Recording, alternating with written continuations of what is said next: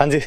तो कल हमने मॉडर्न इंडिया शुरुआत से शुरू की, तो हमने सबसे पहले कंपनियों के आने का ऑर्डर पढ़ा कि यूरोपियन कंपनीज भारत में किस किस प्रकार आई थी।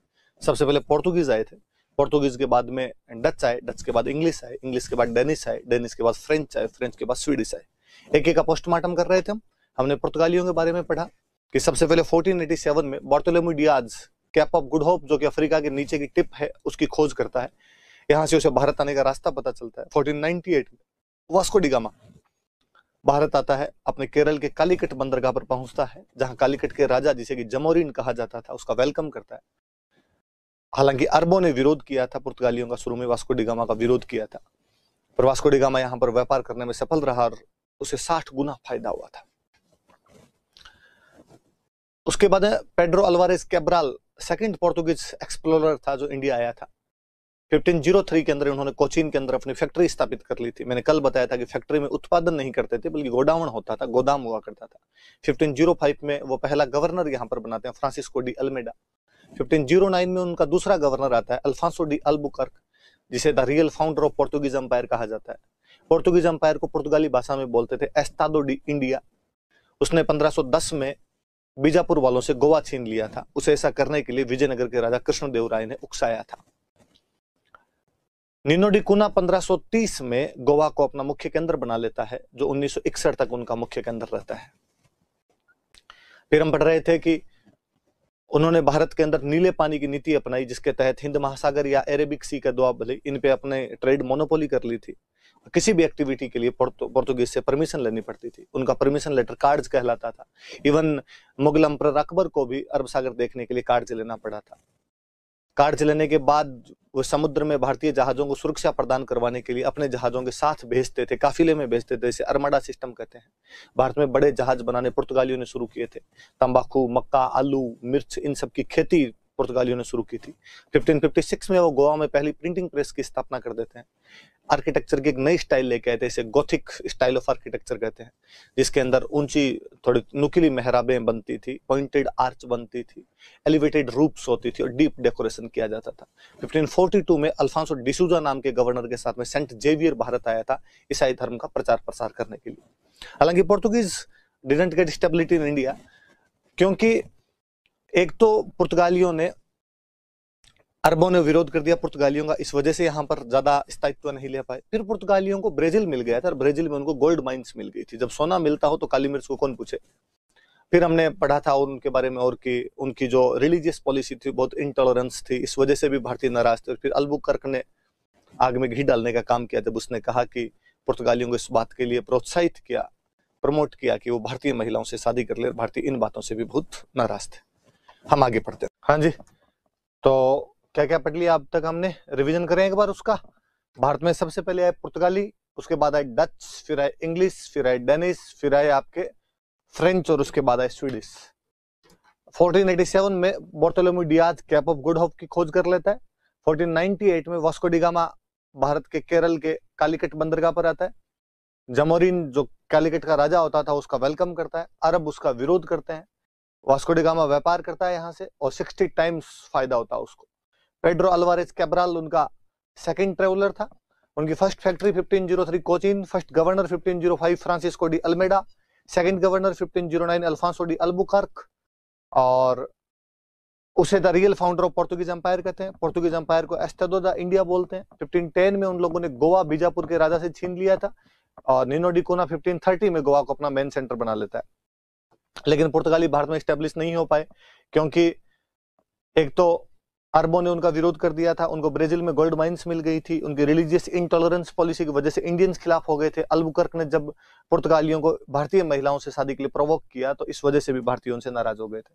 फिर भी उन्होंने जो समुद्र पर अधिकार करके अपनी जो नीति अपनाई थी उसे ब्लू वाटर पॉलिसी कहते हैं। समुद्र में किसी भी एक्टिविटी के लिए, बेसिकली हिंद महासागर, अरब सागर वाले इलाके में, उनसे परमिशन लेनी पड़ती थी। परमिशन लेटर कार्ड्स कहलाता था। और अपने जहाजों के साथ में भारतीय जहाजों को भेजते थे, इसको अर्माडा सिस्टम कहा करते थे। बड़े जहाज बनाने शुरू किए थे। तंबाकू, मक्का, आलू, मिर्च, इन सब की खेती भारत में उन्होंने शुरू की थी। 1556 में गोवा में प्रिंटिंग प्रेस लगाई थी उन लोगों ने और एक नई आर्किटेक्चर की स्टाइल लेकर आए थे, गोथिक, जिसके अंदर पॉइंटेड आर्च होती है, एलिवेटेड रूफ्स होती है, डीप डेकोरेशन होता है। 1542 में आपके अल्फांसो डिसूजा के साथ सेंट जेवियर भारत में आया था। फिर हम कल डच पढ़ रहे थे। 1596 में कार्नेलियन डे हस्तमान पहला डच एक्सप्लोरर था। 1602 में डच ईस्ट इंडिया कंपनी बनी। 1605 में उनकी पहली फैक्ट्री बनी थी, जो कि थी आपके मसूलीपट्टनम, और उनकी सबसे मुख्य फैक्ट्री थी चिनसुरा। और भी थी उनकी भारत में अलग अलग जगह पे, बंगाल में, इस पूर्वी तट पर कई फैक्ट्रियां थी, पर मुख्य केंद्र उनका चिनसुरा था। फिर 1759 के अंदर अंग्रेजों के साथ वेदरा के युद्ध में वो हार जाते हैं। चिनसुरा के पास में वेदरा नाम की जगह थी, उन्हें अपने बोरिया बिस्तर उठा के इंडोनेशिया जाना पड़ा, और फिर वहां पर मसालों का बिजनेस शुरू कर लिया था उन लोगों ने। हमने अंग्रेज शुरू कर दिए थे कल, और हमने पढ़ा जॉन मिडेनहॉल 1599 में आने वाला पहला अंग्रेज था। 31 दिसंबर 1600 को अंग्रेज ईस्ट इंडिया कंपनी की स्थापना हुई, जो कि एक प्राइवेट कंपनी थी। इसके 217 शेयर होल्डर थे। इसका पूरा नाम था the governor and company of merchants of London trading into east Indies, या उसका शॉर्ट नेम था मर्चेंट एडवेंचर्स। एडवेंचर वाला जो एडवेंचर होता है वो शायद कल स्पेलिंग मिस्टेक रही होगी, तो आप एडवेंचर वाला कर लेना वो। और उसके बाद में हमने पढ़ा कि जो क्वीन एलिजाबेथ थी, उसने उनको कहा कि आपको 15 साल का ट्रेड दिया जाता है, वहां पे मोनोपोली दी जाती है। कालांतर में ईस्ट इंडिया कंपनी यहाँ पे ट्रेड भी करती थी और धीरे धीरे अपना शासन भी करने लग गई थी। तब उसके फिर 20-20 साल उसका बढ़ाया करते थे टर्नओवर जो था उनका। जो किंग जेम्स था वो अपने जहांगीर के दरबार में 2 एम्बेसडर भेजता है, सर टॉमस, पहले आपके कैप्टन हॉकिंस और फिर sir Thomas Roe. Captain Hawkins फारसी भाषा जानता था, 400 का मनसबदार भी बनाया गया, पर ट्रेड रिबेट लेने में असफल रहा, जबकि टॉमस रो को ट्रेड रिबेट मिल गई थी। उसके बाद हम पढ़ रहे थे कि 1608 में सूरत में हेनरी मिडल्टन उनकी फैक्ट्री लगाता है, लेकिन कामकाज वहां पर शुरू नहीं हो पाया क्योंकि सूरत के व्यापारियों ने विरोध कर दिया। ऐसा करने के लिए उन्हें पुर्तगाली उकसा रहे थे। फिर वो 1611 में मसूलीपट्टनम में अपनी पहली फैक्ट्री लगाते हैं, जो कि उनकी ईस्टर्न कस्ट पे पहली फैक्ट्री थी। उसके बाद आपके 1632 के अंदर जो गोलकुंडा का सुल्तान था, उनको 500 पगोड़ा में गोल्डन फरमान जारी कर देता है। 1633 में वो उड़ीसा के हरिहर के अंदर फैक्ट्री लगा लेते हैं। 1639 में वो गांव खरीदते हैं चेन्नई, नाम बदल कर करते हैं मद्रास, और फोर्ट सेंट जॉर्ज जो कि फ्रांसिस डे ने स्थापित किया था उसकी स्थापना। 1651 में शाह सुजा बंगाल का गवर्नर ग्रेवियन वंटन को बंगाल में ट्रेड की छूट देता है, और वहां पर हुगली में ब्रिजमैन एक फैक्ट्री लगा लेता है। उसके बाद 1661 में चार्ल्स की शादी कैथरीन बेंग्रेजा जो कि पुर्तगाली राजकुमारी थी उससे हुई, और बॉम्बे दहेज में मिला। 1668 में बॉम्बे 10 पाउंड एनुअल जो रेंट था उस पर आपके ईस्ट इंडिया कंपनी को दे दिया गया, और गेराल्डंगियार ने यहाँ पर फैक्ट्री बनाई। 1698 में वो 3 गांव खरीदते हैं, कलिकाता, सुल्तानाती और गोविंदपुर, और यहाँ पर फोर्ट विलियम की स्थापना करते हैं। जॉब चारनाक वो फाउंडर था, और चार्ल्स आयर जो था उसका पहला गवर्नर बनाया गया। 1717 में मुगल बादशाह फर्रुख शेर से मिलने के लिए जॉन सरमन गया, साथ में डॉक्टर विलियम हैमिल्टन और ख्वाजा सहूर्द जो कि एक आर्मेनियाई ट्रांसलेटर था उसको साथ में लेके गया, और फर्रुख शेर ने उनको कहा कि 3000 में बंगाल का ट्रेड, 10,000 में सूरत पोर्ट का ट्रेड, बॉम्बे मिंट के सिक्के चलेंगे, और कलकत्ता के आसपास में तुम जितनी चाहो जमीन खरीद सकते हो। हिस्टोरियन ओम्स कहते हैं कि ये कंपनी के लिए मैग्ना कार्टा था। आगे शुरू करते हैं। पढ़े हमने कि सबसे पहले आए थे पुर्तगाली, फिर आए थे डच, फिर आए थे अंग्रेज, 3 पढ़ लिए। अब आए डेनिस। डेनमार्क के लोगों को डेनिस बोलते। हाँ जी, तो हम यूरोपियन कंपनियां पढ़ रहे थे कि भारत में कैसे कैसे आई और कैसे एस्टेब्लिश हुई। हमने पढ़ा कि सबसे पहले पुर्तगाली आए थे, फिर डच आए थे, फिर अंग्रेज आए, फिर डेनिस आए, फिर फ्रेंच आए, फिर स्वीडिश आए। हम पुर्तगालियों की बात कर रहे थे कि बार्थोलोम्यू डियाज ने 1487 में कैप ऑफ गुड होप की खोज की। 1498 में Vasco D gamma Calicut port पे आया आपने, और कालीकट के राजा जमोरिन ने उसका वेलकम किया, अरबों ने उसका विरोध किया, उसे अपने यहाँ के बिजनेस में 60 टाइम्स प्रॉफिट हुआ। Pedro Alvares Cabral second Portuguese explorer था। 1503 में कोचीन में फर्स्ट फैक्ट्री लगाई उन जीरो ने। 1505 में फ्रांसिस्को डी अल्मेडा उनका फर्स्ट गवर्नर था। 1509 में अल्फांसो डी अल्बुकर्क उनका सेकंड गवर्नर था, जिसे हम the real founder of Portuguese empire in India कहते हैं। पोर्तुगीज एम्पायर जो इंडिया में उनका था उसको हम एस्तादो डी इंडिया कहते हैं। उसने आपके 1510 में गोवा जीत लिया था। निनो डी कुना 1530 में इसे राजधानी बना देता है। पोर्तुगीज भारत में ढंग से स्टेब्लिश नहीं हो पाए, स्टेबिलिटी प्राप्त नहीं कर पाए। क्यों? क्योंकि उन लोगों को ब्राजील में सोने की खानें मिल गई थी, अरबों ने उनका विरोध किया था, उनकी धार्मिक असहिष्णुता की वजह से हम विरोध कर रहे थे। अल्बुकर्क ने जब कहा कि पुर्तगाली भारतीय महिलाओं से शादी कर ले, तो इस वजह से भी भारतीय उनसे नाराज थे। पर फिर भी उनके समुद्र पे जो अधिकार की नीति थी उसको हम नीले पानी की नीति कहते हैं। समुद्र में किसी भी गतिविधि के लिए परमिशन लेटर को कार्ड कहते थे। वो समुद्र में जहाजों को अपने जहाजों के साथ भेजते, सुरक्षा देते, इसको आर्माडा कहते। वो मक्का, तंबाकू, आलू, मिर्च की खेती लेके आए, बड़े जहाज लेके आए। 1556 में गोवा में प्रिंटिंग प्रेस लगाई। New style of architecture Gothic style लेके आए, जिसमें आपके पॉइंटेड आर्च होती थी, एलिवेटेड रूफ्स होती थी और डीप डेकोरेशन होता था। 1542 में अल्फांसो डिसूजा के साथ में सेंट जेवियर यहाँ पर आया था धर्म का प्रचार प्रसार करने के लिए। फिर डच कॉर्नेलियन डे हस्तमान 1596 में उनका फर्स्ट एक्सप्लोरर था। 1602 में ईस्ट इंडिया कंपनी बनी उनकी। 1605 में मसूलीपट्टनम में पहली फैक्ट्री थी उनकी। सबसे मुख्य फैक्ट्री चिंसूरा थी जो 1653 में बंगाल में लगाई गई थी। और 1759 में battle of Bedara, battle of Chinsurah, battle of Hooghly में अंग्रेजों से हारकर इंडोनेशिया चले गए और मसालों का व्यापार करने लगे। हराने वाला अंग्रेज सेनापति था रॉबर्ट क्लाइव। फिर अंग्रेज पढ़े तो हमने पढ़ा 1559 जॉन मिडनहोल सबसे पहले भारत आया था। 31 दिसंबर 1600 को the governor and company of merchants of London trading into east Indies, या जिसे हम मर्चेंट एडवेंचर या जिसे हम अंग्रेज ईस्ट इंडिया कंपनी कहते हैं, बनाई गई, जिसे क्वीन एलिजाबेथ ने 15 सालों का ट्रेड मोनोपोली दी। 217 शेयर होल्डर थे, मोनोपोली को 20-20 साल के लिए बढ़ाते थे। किंग जेम्स ने जहांगीर के दरबार में 2 दूत भेजे थे, कैप्टन हॉकिंस और सर थॉमस रो, जिनमें सर थॉमस रो को व्यापारिक रियायतें मिल गई थी। 1608 में सूरत में हेनरी मिडलटन फैक्ट्री लगाता है।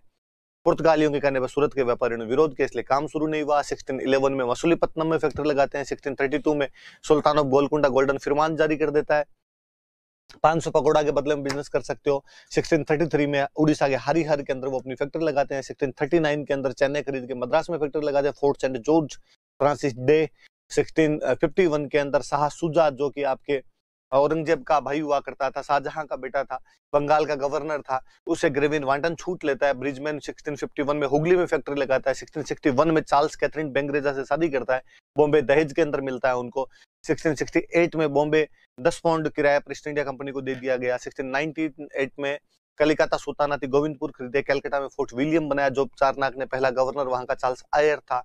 1717 में चार्ल्स जॉन सरमन फर्रुखसियर से मिला। विलियम हैमिल्टन नाम का एक डॉक्टर और ख्वाजा सेहुर्द नाम का आर्मेनियाई दुभाषिया उनके साथ था। फर्रुखसियर की बीमारी ठीक है तो फर्रुखसियर ने कहा 3000 में बंगाल, 10,000 में सूरत, बॉम्बे टकसाल के सिक्के चलेंगे, कलकत्ता के आसपास जमीन खरीद लो। और ओम्स कहता है कि ये अंग्रेजों का मैग्ना कार्टा था, कंपनी का मैग्ना कार्टा था।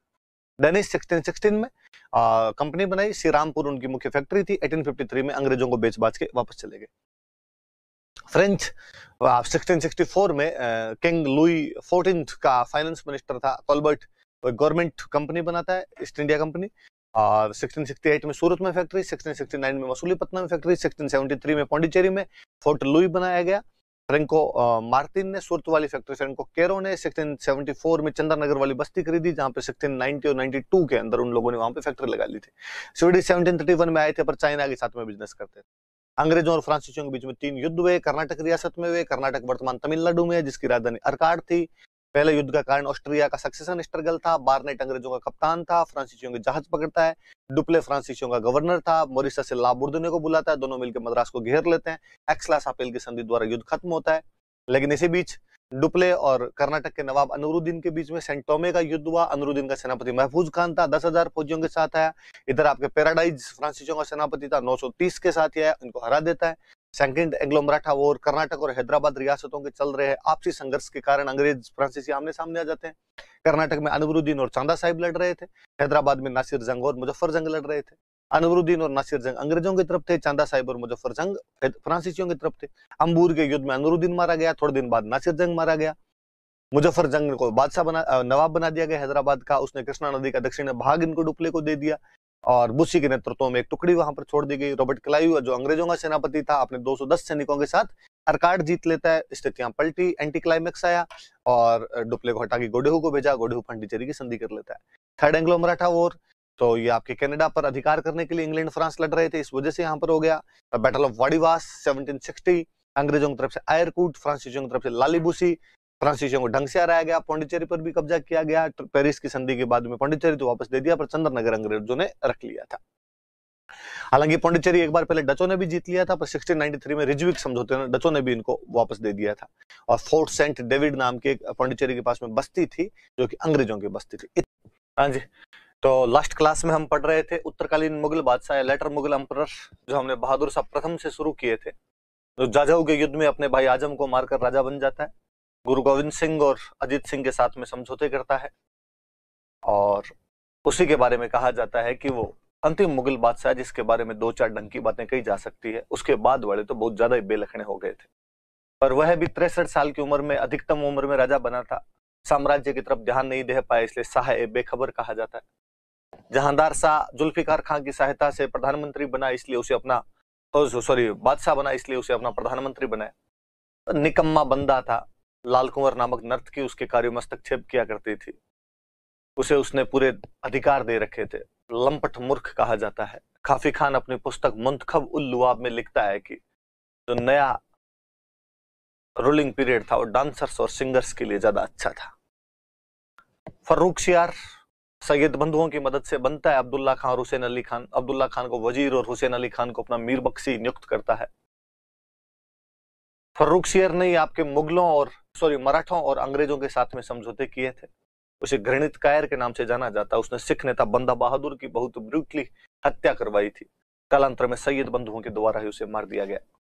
रफीउद्दर्जात नया मुगल बादशाह बना, जो सबसे कम शासनकाल का मुगल बादशाह है। फरवरी 1719 टू लेके जून 1719 तक टीबी की वजह से उसकी मृत्यु हो गई। तो उसके बड़े भाई रफीउद्दौला को सैयद बंधुओं द्वारा मुगल बादशाह बना दिया गया, जो शाहजहां द्वितीय की उपाधि के साथ सिंहासन पर बैठा, लेकिन 35 की वजह से 6 महीनों में उसकी मृत्यु हो गई। सैयद बंधुओं द्वारा एक बार फिर एक नए मुगल बादशाह बनाया गया, मोहम्मद शाह रंगीला। सैयद बंधु भारतीय इतिहास के किंग मेकर है, जिन्होंने 4 मुगल बादशाह बनाए थे, लेकिन अब मोहम्मद शाह रंगीला उनको तुर्रानी अमीरों की सहायता से मरवा देता है।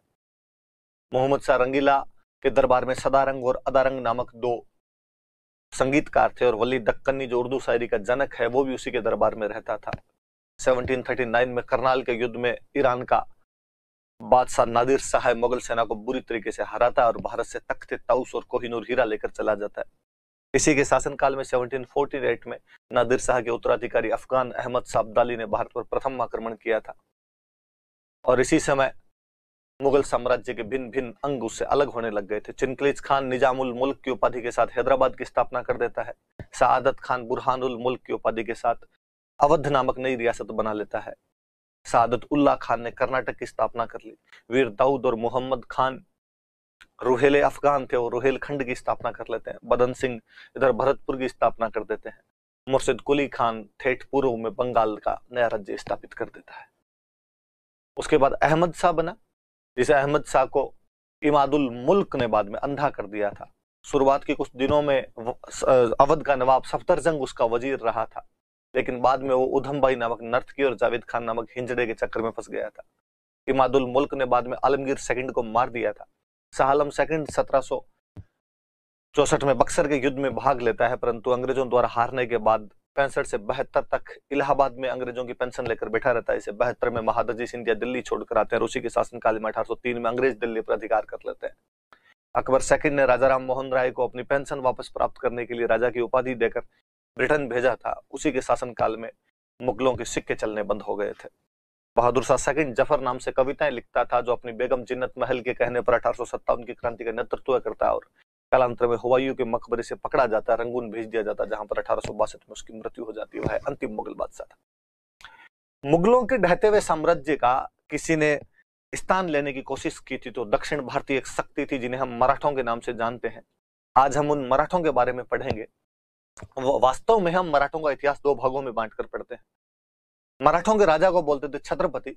महाराज शिवाजी जो थे वो प्रथम छत्रपति थे। उनके शिवाजी औरंगजेब के शासनकाल के दिनों में मुगलों से टक्कर लेना शुरू करते हैं। बाद में उनके बेटे संभाजी ने इस संघर्ष को आगे रखा। संभाजी को जब पकड़कर मार दिया गया और उनके बेटे साहू को गिरफ्तार कर लिया गया, तो शिवाजी के एक और बेटे राजाराम जो थे वो शासन संभालते हैं। राजाराम की मृत्यु के बाद उनकी विधवा ताराबाई शासन संभालती। ये हम मिडिवल के अंदर पढ़ते हैं, जो छत्रपतियों का शासनकाल है। हम जो मॉडर्न के अंदर मराठा पढ़ते हैं वो वास्तव में छत्रपति हुए थे साहू, और साहू के शासनकाल में उनके प्रधानमंत्री जो होते थे, जिन्हें हम पेशवा के नाम से जानते हैं, उनकी शक्तियां बहुत ज्यादा बढ़ गई थी। हम मराठों के अधीन उन पेशवाओं को पढ़ेंगे कि किस प्रकार उन्होंने अपनी शक्तियां बढ़ाई थी, और कालांतर में अंग्रेजों द्वारा उनको पद दलित कर दिया गया था। तो आज हम हाँ जी, तो कल हमने मराठे शुरू कर लिए थे, और मराठों में हम पढ़ रहे थे कि शिवाजी की मृत्यु के बाद उनके बेटे संभाजी बनते हैं। संभाजी की मृत्यु के बाद उनका भाई राजाराम, राजाराम के बाद उनकी विधवा पत्नी ताराबाई अपने बेटे शिवाजी सेकंड को लेकर शासन करती है। लेकिन इतने में औरंगजेब की मृत्यु के बाद उसके बेटे मुअज्जम और आजम के बीच जब लड़ाई होती है, तो आजम संभाजी के बेटे को साहू को रिहा कर देता है। तो साहू और उसकी चाची ताराबाई के बीच में खेड़ा का युद्ध होता है, और खेड़ा के युद्ध के बाद में साहू जीत जाता है, सतारा में छत्रपति बनता है, और ताराबाई शिवाजी सेकंड के बेटे संभाजी सेकंड को लेकर या शंभूजी को लेकर कोल्हापुर चली जाती है। साहू में इतने लक्षण थे नहीं, तो उसके शासनकाल में पेशवाओं की शक्ति में वृद्धि हुई। पहले बड़े पेशवा जिनका हम नाम सुनते हैं वो थे बालाजी विश्वनाथ, 1713 से 1720। खेड़ा के युद्ध में साहू का साथ दिया था। कोंकण के चित्पावन ब्राह्मण थे, कर संबंधी मामलों में अपने स्पेशलाइजेशन रखते थे। साहू 1708 में पहले उनको सेना करते बनाता है, जिसका काम होता था सेना को यूनाइट रखना, और 1713 में उन्हें पेशवा बना देता है। 1719 में पेशवा की तरफ से फर्रुखशेर के प्रतिनिधि हुसैन अली खां के साथ संधि करते हैं, जिसके तहत मराठों का पूरा स्वराज जो शिवाजी ने बनाया था वो दे दिया गया। नए जीते गए क्षेत्र जैसे हैदराबाद, बरार, खानदेश, गोंडवाना भी मराठों को दे दिए गए। मराठों को पूरे साउथ से चौथ और सरदेश मुखी लेने का अधिकार दिया गया। साहू के सभी रिश्तेदार रिहा कर दिए गए। मराठे मुगलों को चौथ और सरदेश मुखी लेने के बदले में हर साल 10 लाख रुपए देंगे, और जब भी जरूरत पड़ेगी तो 15,000 सैनिकों की सहायता दी जाएगी। पर मराठे कोल्हापुर में रह रहे शंभूजी या संभाजी सेकंड को परेशान नहीं करेंगे। रिचर्ड टेम्पल कहते हैं कि संधि मराठों के लिए मैग्ना कार्टा थी। उसके बाद उनके बेटे बालाजी विश्वनाथ के बेटे बाजीराव प्रथम पेशवा बनते हैं 1720 से 1740 तक, जिन्हें हम फाइटर पेशवा या वॉरियर पेशवा या सोल्जर पेशवा के नाम से जानते हैं। The second founder of Maratha empire, founder of Hindu Pad Padshahi, protector of cow and Brahmins. Shivaji की जो गुरिल्ला टैक्टिक ऑफ वारफेयर थी उसी को फॉलो करता है वो बंदा। पालखेड़ा के युद्ध में 1728 में हैदराबाद के निजाम चिनकिलीज खान को हराकर उसके साथ मुंगी सिव गांव की संधि करता है। ओरछा के राजा छतरसाल बुंदेला को मोहम्मद खां बंगस के खिलाफ सहायता देता है। वह छतरसाल बुंदेला से सागर, कालपी, झांसी और हरदे नगर की जागीरें प्राप्त करता है। पुर्तगालियों से सालसेट व बसीन छीन लेता है। जंजीरा के सिद्धियों पर अपना नियंत्रण स्थापित करता है। 1737 में दिल्ली पर आक्रमण कर मोहम्मद शाह रंगीला को दिल्ली छोड़ने के लिए मजबूर कर देता है, और मोहम्मद शाह रंगीला द्वारा भेजे गए निजाम को भोपाल के युद्ध में पुनः परास्त कर देता है। उसने साहू को कहा था कि अब समय आ गया है कि मुगल रूपी जो विदेशी हमारे देश में कब्जा किए बैठे इनको यहां से निकाल दे तथा हिंदुओं की अमर कीर्ति प्राप्त करें। इस खोखले वृक्ष जिसकी जड़ें खोखली हो चुकी है, इसके तने पर प्रहार किया जाए तो शाखाएं अपने आप गिर जाएगी, हम मराठों का झंडा अटक से कृष्णा नदी तक फैला देंगे। साहू रिप्लाई में कहते हैं कि निसंदेह आप योग्य पिता के योग्य पुत्र, और मुझे पूरा विश्वास है कि आप मराठों का झंडा हिमालय के पार गाड़ दोगे। आगे और को हाँ जी, तो पिछले में हम मराठे पढ़ रहे थे, हम तीसरे पेशवा बालाजी बाजीराव के बारे में पढ़ रहे थे, जिनको कि नाना साहिब के नाम से जाना जाता है। 1750 में संगोला की संधि होती है पेशवा बालाजी बाजीराव और छत्रपति राजाराम सेकंड के बीच में, और इस संधि द्वारा पेशवा का पद हेरेडिटरी कर दिया गया। छत्रपति के सारे राइट्स पेशवा को दे दिए गए। पहले जो मराठों की शक्ति का केंद्र, सेंटर ऑफ पावर, जो आपके सतारा हुआ करता था क्योंकि छत्रपति वहां बैठता था, पर अब जब सारे अधिकार पेशवा के पास आ गए तो पुनः कर दिया गया। एक मराठा कन्फेडरेशन बना, मराठा संघ बना, जिसका अध्यक्ष पेशवा था, जिसमें ग्वालियर के सिंधिया, इंदौर के होलकर, नागपुर के भोंसले और बड़ौदा के गायकवाड़ भी शामिल थे। इस समय मराठे बंगाल पर अटैक करते हैं और अलीवर्दी खान को हराकर उससे उड़ीसा छीन लेते हैं। मराठा शक्ति इतनी बढ़ गई थी अब कि वो पंजाब और मुल्तान तक जाकर चौथ वसूल कर रहे थे। मुगल बादशाह से रक्षा के बदले में 50 लाख रुपए ले रहे थे वो लोग। जब ये सब हुआ तो हिंदू पद पादशाही की जो अवधारणा थी उसको कहीं ना कहीं नुकसान पहुंचा कि जब आप पंजाब और मुल्तान तक गए तो बीच में राजस्थान, यूपी, एमपी इन सबको लूटा। 1761 में पानीपत का तीसरा युद्ध हुआ। अहमद शाह अब्दाली अफगानों का राजा था, जो यहाँ के अफगानों द्वारा बुलाया गया, और मराठे चूंकि मुगलों को सुरक्षा का वचन दे चुके थे इसलिए मराठे गए। 14 जनवरी 1761 को मराठों के औपचारिक सेनापति विश्वास राव थे और उनके वास्तविक सेनापति सदाशिव राव बाहू थे। उनका जो तोपखाने का प्रमुख था वो इब्राहिम खान गार्दी था। मराठों की इस युद्ध में निर्णायक हार हुई। इस हार के समाचार सुनकर पेशवा की भी मृत्यु हो गई। माधवराव अगले पेशवा बने, लेकिन जल्द ही उन्होंने मराठा शक्ति को पुनर्संगठित किया। हैदराबाद के निजाम को हराया, हैदर अली को हरा कर आते हैं, गुजरात मालवा से वापस चौथ लेना शुरू करते हैं। इवन शाह आलम सेकंड जो अंग्रेजों की पेंशन लेकर इलाहाबाद में बैठा हुआ था, उसको 1772 में महादजी सिंधिया दिल्ली छोड़कर आते हैं। लेकिन दुर्भाग्य मराठों का पीछा नहीं छोड़ रहा था। एक बार फिर 1772 में युवा पेशवा की मृत्यु हो जाती है। इतिहासकार ग्रांट डफ कहते हैं कि मराठों को जितना नुकसान पानीपत के तीसरे युद्ध में नहीं हुआ था, उससे अधिक नुकसान इस युवा पेशवा की मृत्यु से हो गया था। पेशवा का छोटा भाई नारायण राव नया पेशवा बनाया गया, जिसका उसके चाचा रघुनाथ राव या राघोबा द्वारा विरोध किया गया तथा राघोबा ने उसको मार दिया। नारायण राव की एक रानी गर्भवती थी, उसके जन्म लेते ही उसके शिशु माधव नारायण राव को नया पेशवा घोषित कर दिया गया। 12 भाई परिषद शासन संचालन के लिए बनाई गई, जिसमें महादजी सिंधिया और नानाजी फडणवीस मुख्य सदस्य थे। राघोबा बॉम्बे चले गए। यहां से प्रथम अंग्रेज मराठा युद्ध शुरू होता है, जब राघोबा बॉम्बे के अंग्रेजों के साथ सूरत की संधि कर लेते हैं। बॉम्बे वाले अंग्रेज उन्हें कहते हैं कि हम आपको पेशवा बना देंगे, इसके लिए आपको 2500 सैनिकों की सहायता देंगे, आप हमें पेशवा बनने के बाद साल सेठ, बसीन और थाना दे देना। इधर पेशवा माधव नारायण राव की तरफ से नानाजी फडणवीस बंगाल प्रेसिडेंसी के साथ समझौता करते हैं, जिसे पुरंदर की संधि कहते हैं।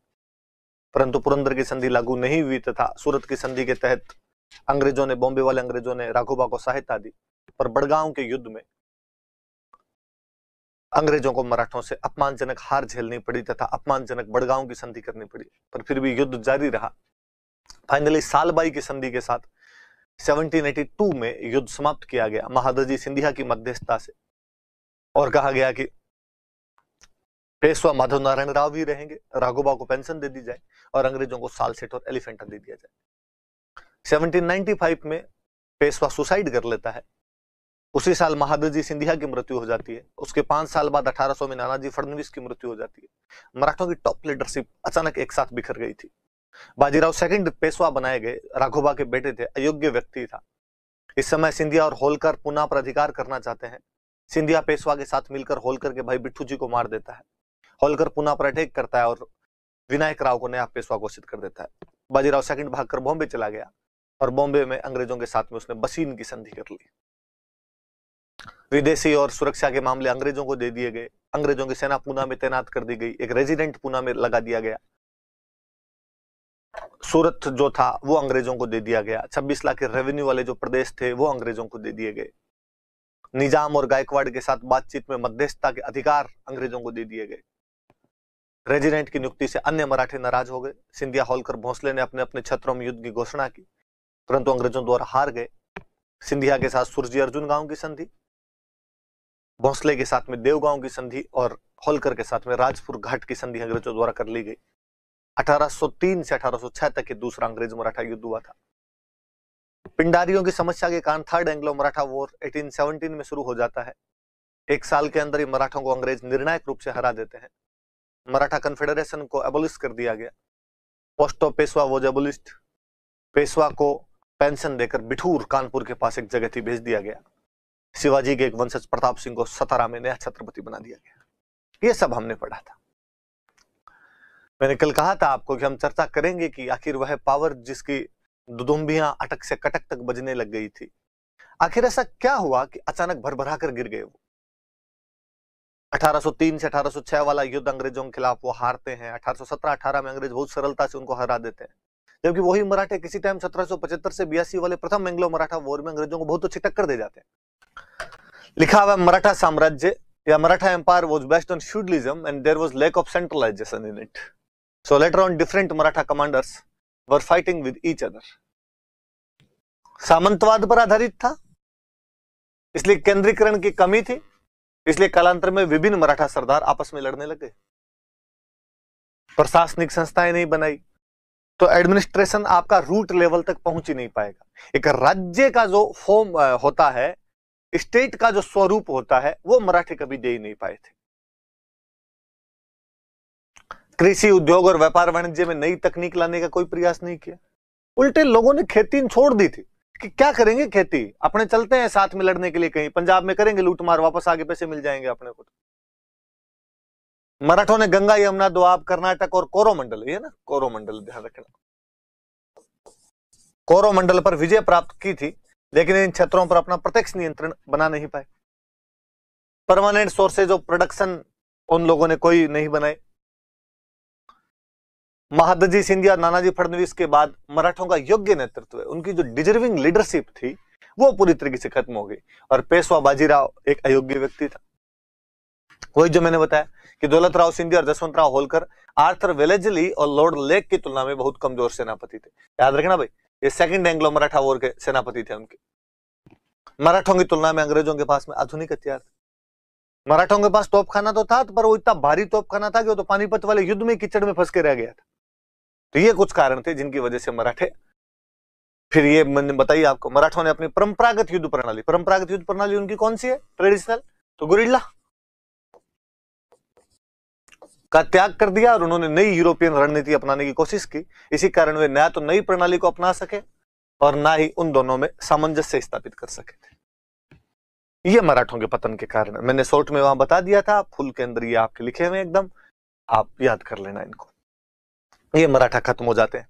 हमने पढ़े कि अंग्रेजों ने मुगल बादशाहों के साथ में कैसे डील किया, अंग्रेजों ने मराठों के साथ कैसे डील किया। अब हम पढ़ेंगे भारत की एक और बड़ी रियासत हमारे बंगाल की खाड़ी के पास, बंगाल का जो राज्य था, जिसके लिए कहा जाता है कि उस समय सबसे अधिक धनवान राज्य हुआ करता था, अंग्रेजों की सबसे अधिक नजर बंगाल पे थी, तो उन्होंने बंगाल के साथ कैसा ट्रीटमेंट किया, बंगाल के बारे में पढ़े। हाँ जी, तो हमने लास्ट क्लास में पढ़ा था कि अंग्रेजों के और बंगाल के रिलेशन कैसे थे। हमने पढ़ा कि बंगाल को एक स्वतंत्र राज्य के रूप में स्थापित करने वाला था मुर्शिद कुली खान, जो कि मुगल बादशाह मोहम्मद शाह रंगीला के टाइम में ऐसा करता है, और उसने मुर्शिदाबाद को राजधानी बना लिया था बंगाल की। इससे पहले राजधानी हुआ करती थी ढाका। उसके उत्तराधिकारी हुए पहले सुजाउद्दीन था, फिर सरफराज हुआ, और सरफराज के टाइम में जो बिहार का गवर्नर हुआ करता था अलीवर्दी खान, वो सरफराज को घेरिया के युद्ध में हराकर मार देता है, और बिहार का जो गवर्नर अलीवर्दी खान है वो बंगाल का नवाब बन जाता है। अलीवर्दी खान ने यूरोपियंस के बारे में कहा था कि ये मधुमक्खियों के समान है, जो यदि ना छेड़ा जाए तो शहद देती है और छेड़ा जाए तो काट लेती है। अलीवर्दी खान ने अपने नाती या दोहिते सिराजुद्दौला को अगला नवाब बना दिया। अतः सिराजुद्दौला की जो मौसी थी घसीटी बेगम, वो उसके खिलाफ हो गई। पूर्णिया का नवाब शौकत जंग उसके खिलाफ था। कलकत्ता का एक अधिकारी माणिक चंद उसके खिलाफ हो गया। राय दुर्लभ उसके खिलाफ हो गया था। जगत सेठ उसके खिलाफ थे, सॉरी जगत सेठ और राय दुर्लभ खिलाफ हो गए थे। माणिक चंद तो तब तक इसके साथ में था शुरू में तो, और मीर जाफर जो सेनापति था वो इसके खिलाफ था। और कंपनी जो थी वो इन विद्रोहियों को शरण दिया करती थी। कंपनी ने दस्तक का दुरुपयोग करना शुरू कर दिया था। दस्तक मैंने समझा ही दिया था आपको क्या चीज थी, कि एक परमिशन लेटर होता था जिसे कंपनी को टैक्स के अंदर छूट मिला करती थी, और वो कंपनी के ट्रेड के लिए थी, लेकिन कंपनी के कर्मचारी पर्सनल ट्रेड करने लग गए थे। इंडियंस जो मर्चेंट्स थे उनको भी वो दस्तक दे दिया करते थे। इस वजह से सिराजुद्दौला नाराज था कंपनी से। वो एक दिन कासिम बाजार फैक्ट्री का निरीक्षण करने दिया, कंपनी ने उसे निरीक्षण नहीं करने दिया, तो वो कलकत्ता पर कब्जा कर लेता है, कलकत्ता को माणिकचंद को सौंप देता है। और इसी दौरान एक घटना हुई 20 जून 1756 को, जिसे हम ब्लैक होल घटना के नाम से जानते हैं, जिसमें नवाब के कर्मचारी 146 अंग्रेजों को एक छोटे से कमरे में बंद कर देते हैं, और अगले दिन उनमें से केवल 23 अंग्रेज जिंदा बचते हैं। ये जानकारी हमें होलवेल देता है। ये जानकारी जब मद्रास गई तो मद्रास से क्लाइव और वॉटसन आए। माणिकचंद ने उनको कलकत्ता की चाबियां सौंप दी, और बाद में क्लाइव और सिराजुद्दौला के बीच में अलीनगर की संधि होती है 9 फरवरी 1757 को, और जिसमें कहा गया कि जो नवाब ने हमला किया था इसकी वजह से वो युद्ध हर्जाना देगा, कंपनी कलकत्ता की किलाबंदी कर सकती है, नवाब ने जो भी उनके ट्रेड राइट्स खत्म कर दिए थे वापस शुरू किए जाएंगे, पर कंपनी नवाब के जो विरोधी है उनको शरण नहीं देगी। पर दोनों पक्षों ने ही जो संधि थी, जो ट्रीटी थी, उसको फॉलो नहीं किया। न नवाब ने युद्ध हर्जाना दिया, न कंपनी ने विरोधियों को शरण देना बंद किया। तो बाद में इन दोनों के बीच में युद्ध हुआ, जिसे हम प्लासी के युद्ध के नाम से जानते हैं, जो 23 जून 1757 को हुआ था, जिसमें सिराजुद्दौला का सेनापति मीर जाफर अंग्रेज सेनापति क्लाइव से जाकर पहले ही मिल गया था। केवल सिराजुद्दौला की तरफ से मीर मदान और मोहनलाल और एक फ्रांसीसी टुकड़ी ही उसके वफादार थे, और इस प्रकार प्लासी के युद्ध में बिना युद्ध के अंग्रेजों ने मैदान जीत लिया। प्लासी का युद्ध युद्ध नहीं बल्कि विश्वासघात था। जैसा कि के एम पन्नीकर कहते हैं कि बंगाल के धनी सेठों ने और बंगाल के सेनापतियों ने बंगाल के नवाब को अंग्रेजों के हाथों में बेच दिया था। सिराजुद्दौला को मार दिया गया और अंग्रेजों ने मीर जाफर को नया नवाब बना दिया था। हम अब मीर जाफर के बारे में पढ़ेंगे। हाँ जी, तो हमने बंगाल पढ़ा था, एक बार फटाफट रिवीजन कर लेते हैं उसका। मुर्शिद कुली खान जो मोहम्मद शाह रंगीला मुगल एम्परर था उसके टाइम में बंगाल को इंडिपेंडेंट स्टेट स्टैब्लिश करता है। ढाका की जगह पे मुर्शिदाबाद को कैपिटल बनाता है।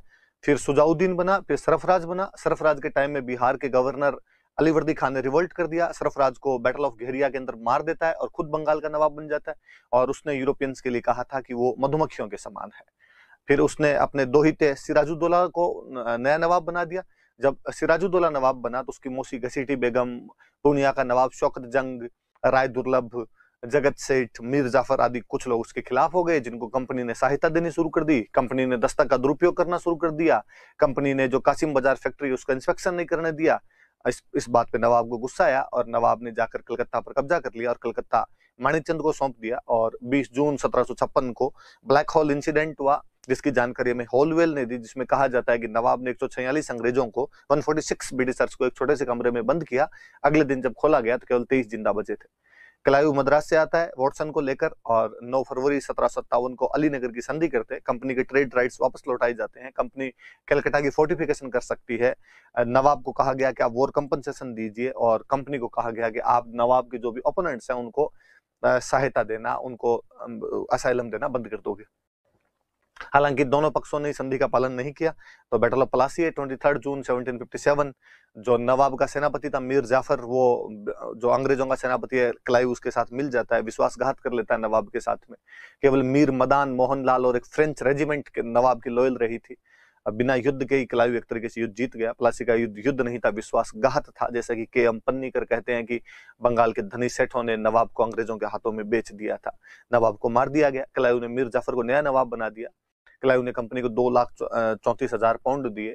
उसे क्लाइव का गिद्दड़ कहा जाता है। हालांकि बाद में जब वो अंग्रेजों से तंग आ गया तो उसने डचों के साथ मिलकर अंग्रेजों को बाहर निकालने की सोची, पर हायरी किस्मत, डच खुद ही बैटल ऑफ वेदरा के अंदर अंग्रेजों से हारकर 1759 में इंडिया से बाहर निकल गए। अब वेंसीटाट नया गवर्नर था बंगाल का, उसने मीर जाफर को हटाया और उसकी जगह मीर कासिम को बना दिया। मीर कासिम 1760 में जब बनता है तो अंग्रेजों से के साथ एक नई संधि करता है। अंग्रेजों को 3 डिस्ट्रिक्ट देता है, चिटगोंग, मिदनापुर और बर्धमान। सिलहट का जो चूने का व्यापार था उसमें 50% शेयर दे देता है और अंग्रेजों को साउथ कैंपेन के लिए 5 लाख रुपए दे देता है। पर वो सुधार भी करता है। वो अपनी कैपिटल को चेंज करके मुर्शिदाबाद से मुंगेर लेकर आ जाता है। मुंगेर के अंदर वो जो आप मैचलॉक वेपन्स आया करती थी, जो गन्स आया करती थी, उनका एक कारखाना बनवाता है। गुरगिन खान नाम के एक आर्मेनियन के अंडर में अपनी जो आर्मी थी उसको यूरोपियन तरीके से ट्रेंड करने की कोशिश करता है। रामनारायण नाम का जो बिहार का उप सूबेदार था उसको वो हटा देता है। रेवेन्यू ऑफिसर्स के पास जो खिजरी जमा नाम का टैक्स होता था वो लेता है और सभी इंटरनल टैक्सेस को खत्म कर देता है। इस बात को लेकर अंग्रेज उससे नाराज हो गए। करवा, गिरिया और उद्यानोला के युद्ध में उसे हराया गया। फाइनली एक बड़ा युद्ध हुआ 22 अक्टूबर 1764 को, जिस युद्ध का नाम है बक्सर का युद्ध, जिसमें मीर कासिम था, अवध का नवाब सुजाउद्दौला था और मुगल बादशाह शाह आलम सेकंड था। हेक्टर मुनरो सेनापति के रूप में मुनरो इन्हें हरा देता है। मीर कासिम भाग जाता है। शाह आलम सेकंड युद्ध के बीच में जाकर अंग्रेजों से मिल गया। क्लाइव को वापस बुलाया गया था। क्लाइव ने 2 संधियां की इनके साथ। इलाहाबाद की पहली संधि क्लाइव और मुगल बादशाह शाह आलम सेकंड के बीच में कहा गया कि आपको हम इलाहाबाद और कड़ा के 2 जिले देंगे, 26 लाख रुपए की आपको यहाँ पर बैठे बिठाए खर्चा दे दिया जाएगा और आप हमें बंगाल, बिहार, उड़ीसा की दीवानी दे दो। और सुजाउद्दौला के साथ दूसरा समझौता किया गया जिसमें कहा गया कि आप इलाहाबाद और कड़ा मुगल बादशाह को दे दो, 50 लाख रुपए युद्ध हर्जाना देना पड़ेगा, आज के बाद आप सेना नहीं रखोगे, आपका ध्यान हम रखेंगे। इस प्रकार अवध को बफर स्टेट बना दिया गया, मध्य राज्य बना दिया गया। इसे रिंग ऑफ फेंस पॉलिसी भी कहते हैं या घेरे की नीति भी कहा जाता है, जिसे आगे चलकर ढंग से कोई इंप्लीमेंट करता है तो वॉरेन हेस्टिंग्स था। बंगाल के अंदर मीर जाफर को फिर नवाब बना दिया गया। थोड़े दिनों बाद नजमुद्दौला नवाब बन गया। उसके टाइम में बंगाल में ड्यूअल रूल लागू कर दिया गया, जिसमें सिविल राइट्स या रेवेन्यू राइट्स थे वो कंपनी के पास थे और एडमिनिस्ट्रेटिव या निजामत के जो अधिकार थे वो आपके नवाब को दे दिए गए। नवाब को इसके बदले में 53 लाख रुपए और दिए जाते थे। इस व्यवस्था को क्लाइव ने 1765 में लागू किया था। कालांतर में 1772 में वॉरेन हेस्टिंग्स बंगाल का जो गवर्नर था वो पूरी तरीके से बंगाल की पावर अपने हाथ में ले लेता है, सभी अधिकार अपने पास ले लेता है और द्विवेद शासन को समाप्त कर देता है। मुबारक उद दौला जो था बंगाल का अंतिम नवाब हुआ करता था। अंग्रेज यहाँ से शक्कर का, आपके सिल्क का और साल्ट पीटर का व्यापार किया करते थे। ऐसे एक रियासत हम और पढ़ेंगे जिस रियासत का नाम है मैसूर, और हम देखेंगे कि मैसूर के अंदर अंग्रेज क्या कर रहे थे, उनके साथ में क्या पंगा चल रहा था, वो बात हम देखते हैं। मैसूर की बातें देखते हैं। हाँ जी, तो पिछली क्लास में हम क्या पढ़ रहे थे? मैसूर पढ़ा था हमने। तो मैसूर में वाडिया डायनेस्टी थी जिनकी कैपिटल श्रीरंगपट्टनम हुआ करती थी। चिक्का राजा वहां का राजा को बोलते थे। जिस समय की हम बात कर रहे हैं उस समय चिक्का राजा कृष्ण सेकंड हुआ करता था। बेलखना आदमी था तो नंदराज और देवराज के हाथों में सत्ता थी। फिर उनका जो कमांडर इन चीफ था हैदर अली 1761 के अंदर वो सत्ता पर अधिकार कर लेता है। उससे पहले वो 1755 में डिंडीगुल के अंदर फ्रेंच की हेल्प से एक वेपन्स फैक्ट्री लगाता है, आर्टिलरी की स्थापना करता है। फिर मैसूर के और अंग्रेजों के बीच में 4 युद्ध होते हैं। फर्स्ट एंग्लो मैसूर युद्ध होता है जब आपका अंग्रेज जो है वो मराठा और निजाम को साथ लेके हैदर अली के खिलाफ गठबंधन बनाते हैं, पर हैदर अली इस गठबंधन को तोड़ देता है, मद्रास घेर लेता है। अंग्रेजों को हारकर संधि करनी पड़ी जिसको मद्रास की संधि कहते हैं। दोनों ने एक दूसरे के जीते हुए क्षेत्र दे दिए पर हैदर अली ने करूर नहीं दिया था। 1767 टू 69 के बीच में युद्ध हुआ था।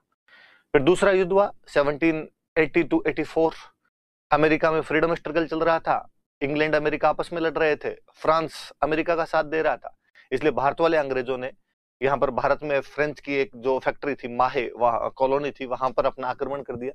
हैदर अली ने फ्रेंच का साथ दिया, इसलिए लड़ाई अब हैदर अली और अंग्रेजों के बीच में हो गई। हैदर अली उनके बेली नाम के एक अफसर को हरा देता है। पोर्टो नोवा के युद्ध में वो आयरकुट से हार गया, फिर उसने ब्रेथवेट को हराकर बंदी बना लिया था। हालांकि इस युद्ध के दौरान ही आयरकुट और हैदर अली दोनों की मृत्यु हो जाती है। इधर हैदर अली के बाद में टीपू सुल्तान मोर्चा संभालता है और मद्रास के गवर्नर मैकार्टनी के साथ में मंगलोर की संधि कर लेता है, जिसके बाद बंगाल के गवर्नर जनरल वॉरेन हेस्टिंग्स ने कहा था कि मुझे पूरा विश्वास है मैकार्टनी संधि के बावजूद कर्नाटक खो देगा। थर्ड एंग्लो मैसूर युद्ध हुआ 92 कॉर्नवालिस गवर्नर जनरल हुआ करता था, उसने मराठा और निजाम को साथ में लेके संधि की इस बार त्रिकुट का निर्माण किया और त्रावणकोर का राजा जो था वो जैकोटे और करेगानूर नाम की जो डच बस्तियां जो कोचीन के अंदर थी उनको खरीद रहा था। टीपू सुल्तान इसका विरोध करता है, अंग्रेज त्रावणकोर के राजा का साथ देते हैं, मिडोस को टीपू सुल्तान हरा देता है, पर खुद कॉर्नवालिस ने रंगपट्टनम पर आक्रमण किया, टीपू को निर्णायक रूप से हरा दिया गया, युद्ध हर्जाना लगाया गया, 2 बेटे गिरफ्तार कर लिए गए, आधा राज्य ले लिया गया। अंग्रेजों ने डिंडीगुल, मालाबार और बारामहल के 3 क्षेत्र रखे, तुंगभद्रा नदी के ऊपर का भाग मराठों को दे दिया गया और कृष्णा और पेन्नार के बीच का भाग निजाम हैदराबाद के निजाम को दे दिया गया। चौथे अंग्रेज मैसूर युद्ध 1799 में हुआ, जिसमें लॉर्ड वेलेस्ली गवर्नर जनरल था, जिसने ब्लेम किया टीपू सुल्तान को कि वो नेपोलियन के साथ मिलकर हमको बाहर निकालना चाहता है। टीपू लड़ता हुआ मारा जाता है, मैसूर पे कब्जा कर लिया गया और वाडियार वंश के चिक्का राजा को शासन सौंप दिया गया। टीपू सुल्तान ने नया कैलेंडर चलाया था, नई मेजरमेंट सिस्टम लेके आया था, श्रृंगेरी के शारदा मंदिर का पुनर्निर्माण करवाया था उसने, जैकोबिन क्लब का सदस्य हुआ करता था, वो स्वतंत्रता का वृक्ष लगाया था, टर्की, फ्रांस और इजिप्ट के साथ में फॉरेन पॉलिसी इस्टेब्लिश की थी उसने अपनी। आज हम पंजाब के बारे में पढ़ेंगे कि पंजाब के अंदर अंग्रेजों का विरोध कैसे हुआ या अंग्रेजों और पंजाब के बीच में क्या रिलेशन थे। सिख संप्रदाय में 10 गुरु हुए, प्रथम गुरु नानक जी से लेके अंतिम गुरु गोविंद सिंह जी तक। गुरु गोविंद सिंह जी ने कहा कि अब मेरे बाद में कोई गुरु नहीं बनेंगे, तो साहब यदि कोई धार्मिक बात होगी, कोई स्पिरिचुअल बात होगी तो हम किससे पूछेंगे। उन्होंने कहा ये किताब है गुरु ग्रंथ साहिब, सारे गुरुओं की बात इस ग्रंथ के अंदर है, अब कुछ भी दिक्कत आए तो ये पढ़ लेना आप, ठीक है। पर गुरु गोविंद सिंह जी राजा थे, सेना थी उनके पास, मुगलों से संघर्ष कर रहे थे, तो राजा वाली भूमिका कौन निभाएगा। तो राजा वाली भूमिका में जिस बंदे को भेजा गया था उसका नाम था बंदा बहादुर। मैंने बताया था कि फर्रुख शेर 1716 के अंदर बहुत बुरी तरीके से बंदा बहादुर को मार देता है। तो गुरु गोविंद सिंह की मृत्यु के बाद बंदा बहादुर जो थे वो सिख किंगडम जो हुआ करता था उसको संभालना शुरू करते। पर बंदा बहादुर की मृत्यु के बाद जो सिख साम्राज्य था वो 12 भागों में टूट गया, 12 मिसलें बन गई थी। मिसल एक अरबी भाषा का शब्द है जिसका मतलब होता है समान, तो 12 समान भागों में टूट गया, वो अलग अलग उनके नाम हो गए, फुल्कियां मिसल थी। हाँ जी, तो पिछली क्लास में हमने पंजाब पढ़ा था, हम पढ़ रहे थे कि बंदा बहादुर की मृत्यु के बाद पंजाब है वो 12 मिसलों में विभाजित हो गया था, जिनमें से एक मिसल जो रावी और चिनाब के बीच में थी वो शुक्र चकिया मिसल थी, जिसके राजा थे रणजीत सिंह, जो चिनाब के अंदर फंसी हुई तोपें लेकर जब काबुल के राजा जमान शाह के पास गए तो उसने उन्हें 1799 में लाहौर का राजा बना दिया था। 1805 में रणजीत सिंह भंगी मिसल से अमृतसर छीन लेते हैं। इस प्रकार अब वो पंजाब की दोनों पॉलिटिकल और रिलीजियस कैपिटल के राजा थे। पर अब जब उन्होंने उससे भी आगे बढ़ने की कोशिश करते हैं तो 1809 में अंग्रेजों के साथ में संधि करते हैं, अमृतसर की संधि, जिसमें अंग्रेजों का governor general Lord Minto first और उनका रिप्रेजेंटेटिव चार्ल्स मेटकॉप था, इसके द्वारा जो सतलज नदी थी उसको बाउंड्री बना दिया गया था। इस संधि से जहां अंग्रेजों के और पंजाब के रिलेशन एस्टेब्लिश हुए, वहीं रणजीत सिंह का जो यूनाइटेड सिख किंगडम बनाने का ड्रीम था वो टूट गया। पर रणजीत सिंह को नॉर्थ वेस्ट में बढ़ने का खूब मौका मिला और उस बंदे ने मुल्तान, कश्मीर और पेशावर पर अधिकार कर लिया था। हालांकि संधि से वे अंग्रेजों के कमजोर मित्र बनकर रह गए थे। जब उन्हें सतलज को बाउंड्री मानना पड़ा, सिंध से अपने अधिकार छोड़ने पड़े और त्रिपक्षीय संधि में भी शामिल होना पड़ा था। पर हमें यह भी मानना पड़ेगा कि संधि के कारण अगले 30 वर्षों तक पंजाब में शांति बनी रही थी। त्रिपक्षीय संधि 1838 में हुई, जब पहले अंग्रेज अफगान युद्ध से पहले अंग्रेज जब अफगानिस्तान जा रहे थे शाह शुजा को लेकर, तो रणजीत सिंह को भी अंग्रेजों ने संधि में शामिल कर लिया था। शाह शुजा 1809 में अफगानिस्तान से अपदस्थ कर दिया गया था।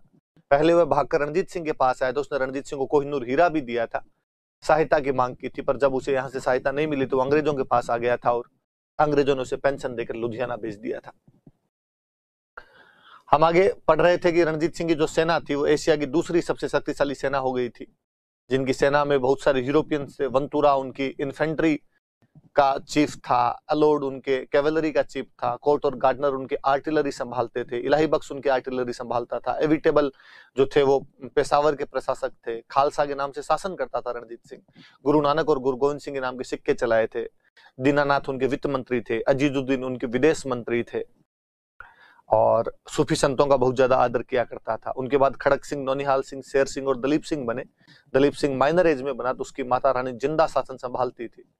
अंग्रेजों के और पंजाब के बीच में 1845-46 में युद्ध हो जाता है, क्योंकि पंजाब की जो पॉलिटिकल लीडरशिप और जो मिलिट्री लीडरशिप है उसके बीच कॉन्ट्राडिक्शन था। अयोग्य शासक थे, अंग्रेज पंजाब की उत्पादक भूमि पर कब्जा करना चाहते थे, इस वजह से युद्ध शुरू हो जाता है। मुद्द की, फिरोज शाह, बद्दोवाल, अलीवाल की 4 निर्णायक लड़ाइयों के बाद सबराव के युद्ध में सिखों को निर्णायक रूप से हरा दिया गया। 9 मार्च 1846 को ट्रीटी ऑफ लाहौर की गई। दलीप सिंह को राजा कंसीडर कर लिया गया, क्वीन जिंदा जो थी उसके रेजेंट बना दी गई, लाल सिंह को वजीर बना दिया गया, हेनरी लॉरेंस को रेजिडेंट बनाया गया, 1.5 करोड़ का वॉर कंपनसेशन लगाया गया उनपे और उनकी सेना सीमित कर दी गई, केवल 20,000 पैदल और 12,000 घुड़सवार आप रख सकते हैं।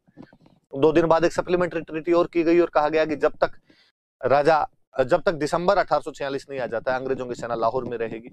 फाइनली दिसंबर में 22 दिसंबर 1846 को फिर भैरववाल की संधि की गई और कहा गया कि जब तक राजा एडल्ट नहीं हो जाता है तब तक अंग्रेजों की सेना लाहौर में रहेगी और रानी जिंदा को पेंशन देकर शेखपुरा भेज दिया जाएगा। 48,000 की पेंशन दी गई। डलहौजी के गवर्नर जनरल बनने के बाद मुल्तान के गवर्नर मूलराज और हजारा के गवर्नर चतर सिंह ने विद्रोह कर दिया, अतः डलहौजी आक्रमण कर देता है। चिलियानवाला का युद्ध, जिसमें अंग्रेजों की तरफ से गफ और सिखों की तरफ से शेर सिंह आया था, एक निर्णायक युद्ध था और गफ ने इसे अपने पक्ष में बताया तो डलहौजी ने कहा था कि ऐसी एक और चीज हमें बर्बाद कर देगी। उसकी जगह पे नेपियर को भेजा गया और गुजरात के युद्ध या तोपों के युद्ध में नेपियर सिखों को निर्णायक रूप से हरा देता है। 1849 में सिख साम्राज्य को अंग्रेजी साम्राज्य में विलय कर लिया गया। दलीप सिंह को पढ़ने के लिए लंदन भेज दिया गया और कोहिनूर हीरा अंग्रेजों ने ले लिया था। ये तमाम बातें हमने कल पढ़ी थी। विक्टर जैकोमेंट नाम का एक फ्रेंच टूरिस्ट हुआ जिसने कहा था कि रणजीत सिंह नेपोलियन के समान है और जब पंजाब का विलय किया गया था तो हेनरी लॉरेंस ने इस्तीफा दे दिया था। हम पढ़ रहे थे कि किस प्रकार यूरोपियन कंपनियां भारत में व्यापार करने के लिए आई थी और व्यापार करने के क्रम में वो आपस में लड़ पड़ी और उनमें से एक कंपनी सर्वश्रेष्ठ निकली जिसने वेदरा के युद्ध में डचों को बाहर निकाल दिया और वाडीवास के युद्ध में फ्रांसीसियों को बाहर निकाल दिया और वो थे अंग्रेज। पुर्तगालियों को ब्राजील मिल गया था, उधर शिफ्ट हो गए थे, डेनिस बेच बाच के चले गए थे, स्वीडिश यहाँ पर बिजनेस ही नहीं किया करते थे, चाइना के अंदर उनका ज्यादा बिजनेस हुआ करता था। फिर वो जो अंग्रेज आए उन्होंने किस प्रकार यहाँ के मुगल बादशाहों, बंगाल, मैसूर, पंजाब, मराठों के साथ में युद्ध किए और अपनी सत्ता स्थापित की, किस प्रकार वो एक व्यापारिक कंपनी से धीरे धीरे भारत की पॉलिटिकल पावर बन गए थे। इतने दिनों में हमने यह सब देखा और पढ़ा। अब हम पढ़ेंगे कि उनका शासन कैसा था, वो यहाँ पे कैसे क्या किया करते थे, उनकी बातें हम जानेंगे। हम गवर्नर जनरल पढ़ रहे थे। हमने पढ़े थे कि 1773 के रेगुलेटिंग एक्ट के द्वारा बंगाल के गवर्नर को गवर्नर जनरल बना दिया गया। मद्रास और बॉम्बे प्रेसिडेंसी उसके अंडर में कर दी गई विद लिमिटेड पावर्स। और जो आपके बंगाल का गवर्नर जनरल है उसके साथ में 4 मेंबर्स की एग्जीक्यूटिव काउंसिल बना दी गई जिसमें सारे डिसीजन मेजोरिटी से लिए जाएंगे और यदि वोट बराबर होते हैं तो गवर्नर जनरल कास्टिंग वोट डाल सकता है। वो गवर्नर जनरल था वॉरेन हेस्टिंग्स, वो 4 सदस्य थे, फ्रांसिस क्लेवरिंग, मॉनसन और बोरवेल। कलकत्ता में सुप्रीम कोर्ट होगा जिसमें एक चीफ जस्टिस एलिजा इम्पे और 3 जज चैम्बर साइड और लीमेस्टर होंगे। इसमें ब्रिटिश कानून लागू होंगे, केवल कलकत्ता सिटी के लिए लागू होगा, पर यदि बाहर की दोनों पार्टियां एग्री करती है तो मुकदमा यहाँ पर सुना जा सकता है। कंपनी का कोई भी एम्प्लॉय पर्सनल ट्रेड नहीं कर सकता, कंपनी का कोई भी एम्प्लॉय गिफ्ट नहीं ले सकता। वॉरेन हेस्टिंग्स 1772 में as a governor of Bengal आया था और रेगुलेटिंग एक्ट के द्वारा उसे गवर्नर जनरल ऑफ बंगाल बना दिया गया। 1772 में वो बंगाल में ड्यूअल रूल खत्म कर देता है और सारी पावर्स कंपनी के हाथ में ले लेता है। 1772 के अंदर वो 5 इयर्स कॉन्ट्रैक्ट सिस्टम लागू करता है जिसमें न्यू लैंडलॉर्ड्स को हाई बिड के आधार पर ठेके देता है, पर यह व्यवस्था असफल रही क्योंकि नए जमींदार अनुभवहीन थे और पुराने जमींदारों ने किसानों को कर नहीं देने के लिए उकसा दिया था। 1776 में 1 ईयर कॉन्ट्रैक्ट सिस्टम लागू करता है और एक बार फिर परंपरागत जमींदारों को ठेके दिए गए थे। उसने डिस्ट्रिक्ट सिविल कोर्ट और डिस्ट्रिक्ट क्रिमिनल कोर्ट बनाए। डिस्ट्रिक्ट सिविल कोर्ट में जहां कलेक्टर न्याय करते थे, वहीं डिस्ट्रिक्ट क्रिमिनल कोर्ट में इंडियन जजेस बनाए गए थे, जिनके ऊपर अपील करने के लिए सदर सिविल कोर्ट और सदर क्रिमिनल कोर्ट हुआ करते थे। वह कानूनों का ट्रांसलेशन करवाता है, जो फतवा आलमगिरी को इंग्लिश में करवा देता है। कोर्ट ऑफ जेंटू लॉज और डाइजेस्ट ऑफ हिंदू लॉज, जिसको विलियम जोन्स और कॉलब्रुक ने लिखा था, कई पुस्तकें लिखी गई। एस्थेटिक सोसाइटी ऑफ बंगाल 1784 में कलकत्ता में विलियम जोन्स द्वारा बनाई गई, जिसका उद्देश्य एंशिएंट इंडियन लिटरेचर को यूरोपियन लैंग्वेज में ट्रांसलेट करना था। चार्ल्स विल्किंस गीता का अनुवाद करता है। वॉरेन हेस्टिंग्स अवध की बेगमों से धन लूट लेता है। बनारस में धन के बदले में चैत सिंह को हटाकर महिप नारायण को राजा बना देता है। और उसने मुन्नी बेगम, जो बंगाल के नवाब मुबारिकुद्दौला की संरक्षिका हुआ करती थी, रेजेंट हुआ करती थी, उससे धन छीन लिया था। तो नंद कुमार नाम के बंगाली ब्राह्मण ने उस पर केस किया, लेकिन उसने नंद कुमार को उल्टा जालसाजी के आरोप में फांसी लगवा दी थी, फंसाकर फांसी लगवा दी थी। जब वापस गया तो एडमंड बर्क ने उसके खिलाफ ब्रिटिश पार्लियामेंट में इंपीचमेंट चलाया था। उसके बाद अगले हम पढ़ रहे थे लॉर्ड कॉर्नवालिस। लॉर्ड कॉर्नवालिस ने हेस्टिंग्स के कामों को आगे बढ़ाने का सोचा और 1719 में उसने 10 इयर्स कॉन्ट्रैक्ट सिस्टम लागू किए और पुराने जमींदारों को ठेके दिए गए। पर 1793 में इस व्यवस्था को परमानेंट कर दिया गया, इसलिए इसे परमानेंट सेटलमेंट कहा जाता है। इसमें कंपनी ने अपना भू राजस्व स्थायी कर दिया था और जमींदार को भूमि का मालिक बना दिया था, इसलिए इसे जमींदारी व्यवस्था भी कहते हैं। इस व्यवस्था का ड्राफ्ट जॉन सोर ने तैयार किया था, इसलिए इसको जॉन सोर सिस्टम भी कहा जाता है। इसमें कंपनी का शेयर 10/11 था और जमींदार का शेयर 1/11 हुआ करता था। यह व्यवस्था ब्रिटिश इंडिया के 19% एरिया, जिसके अंदर बंगाल, नॉर्थ कर्नाटक और बनारस आते थे, में लागू की गई थी।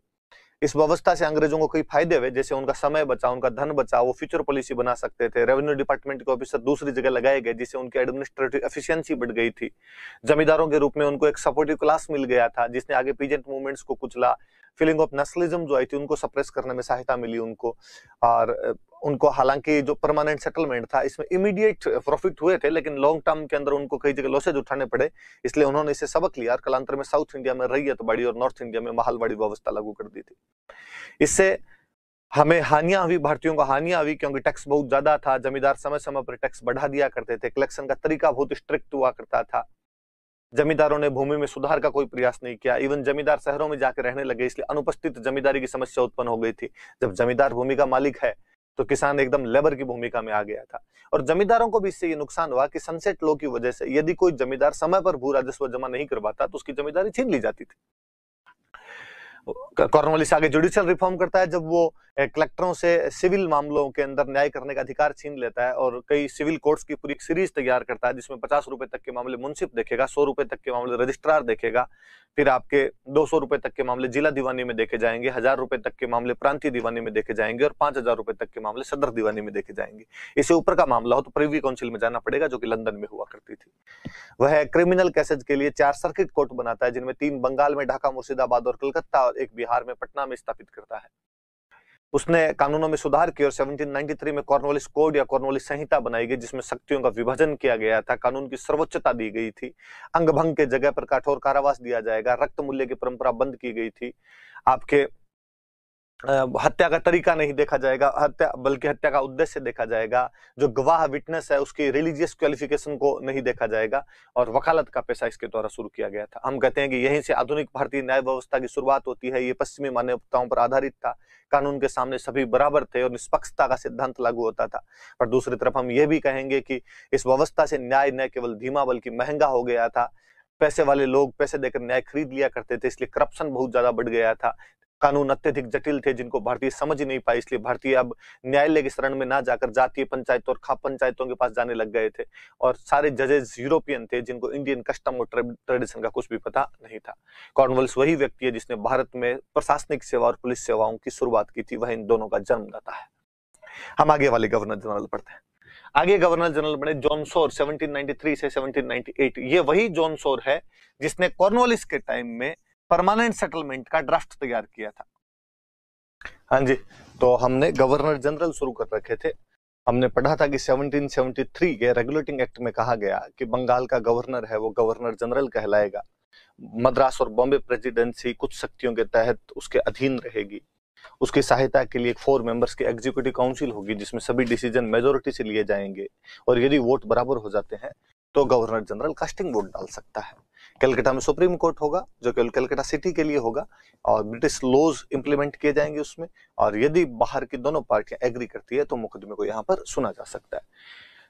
कंपनी का कोई भी कर्मचारी उपहार नहीं ले सकता, कंपनी का कोई भी कर्मचारी निजी व्यापार नहीं कर सकता।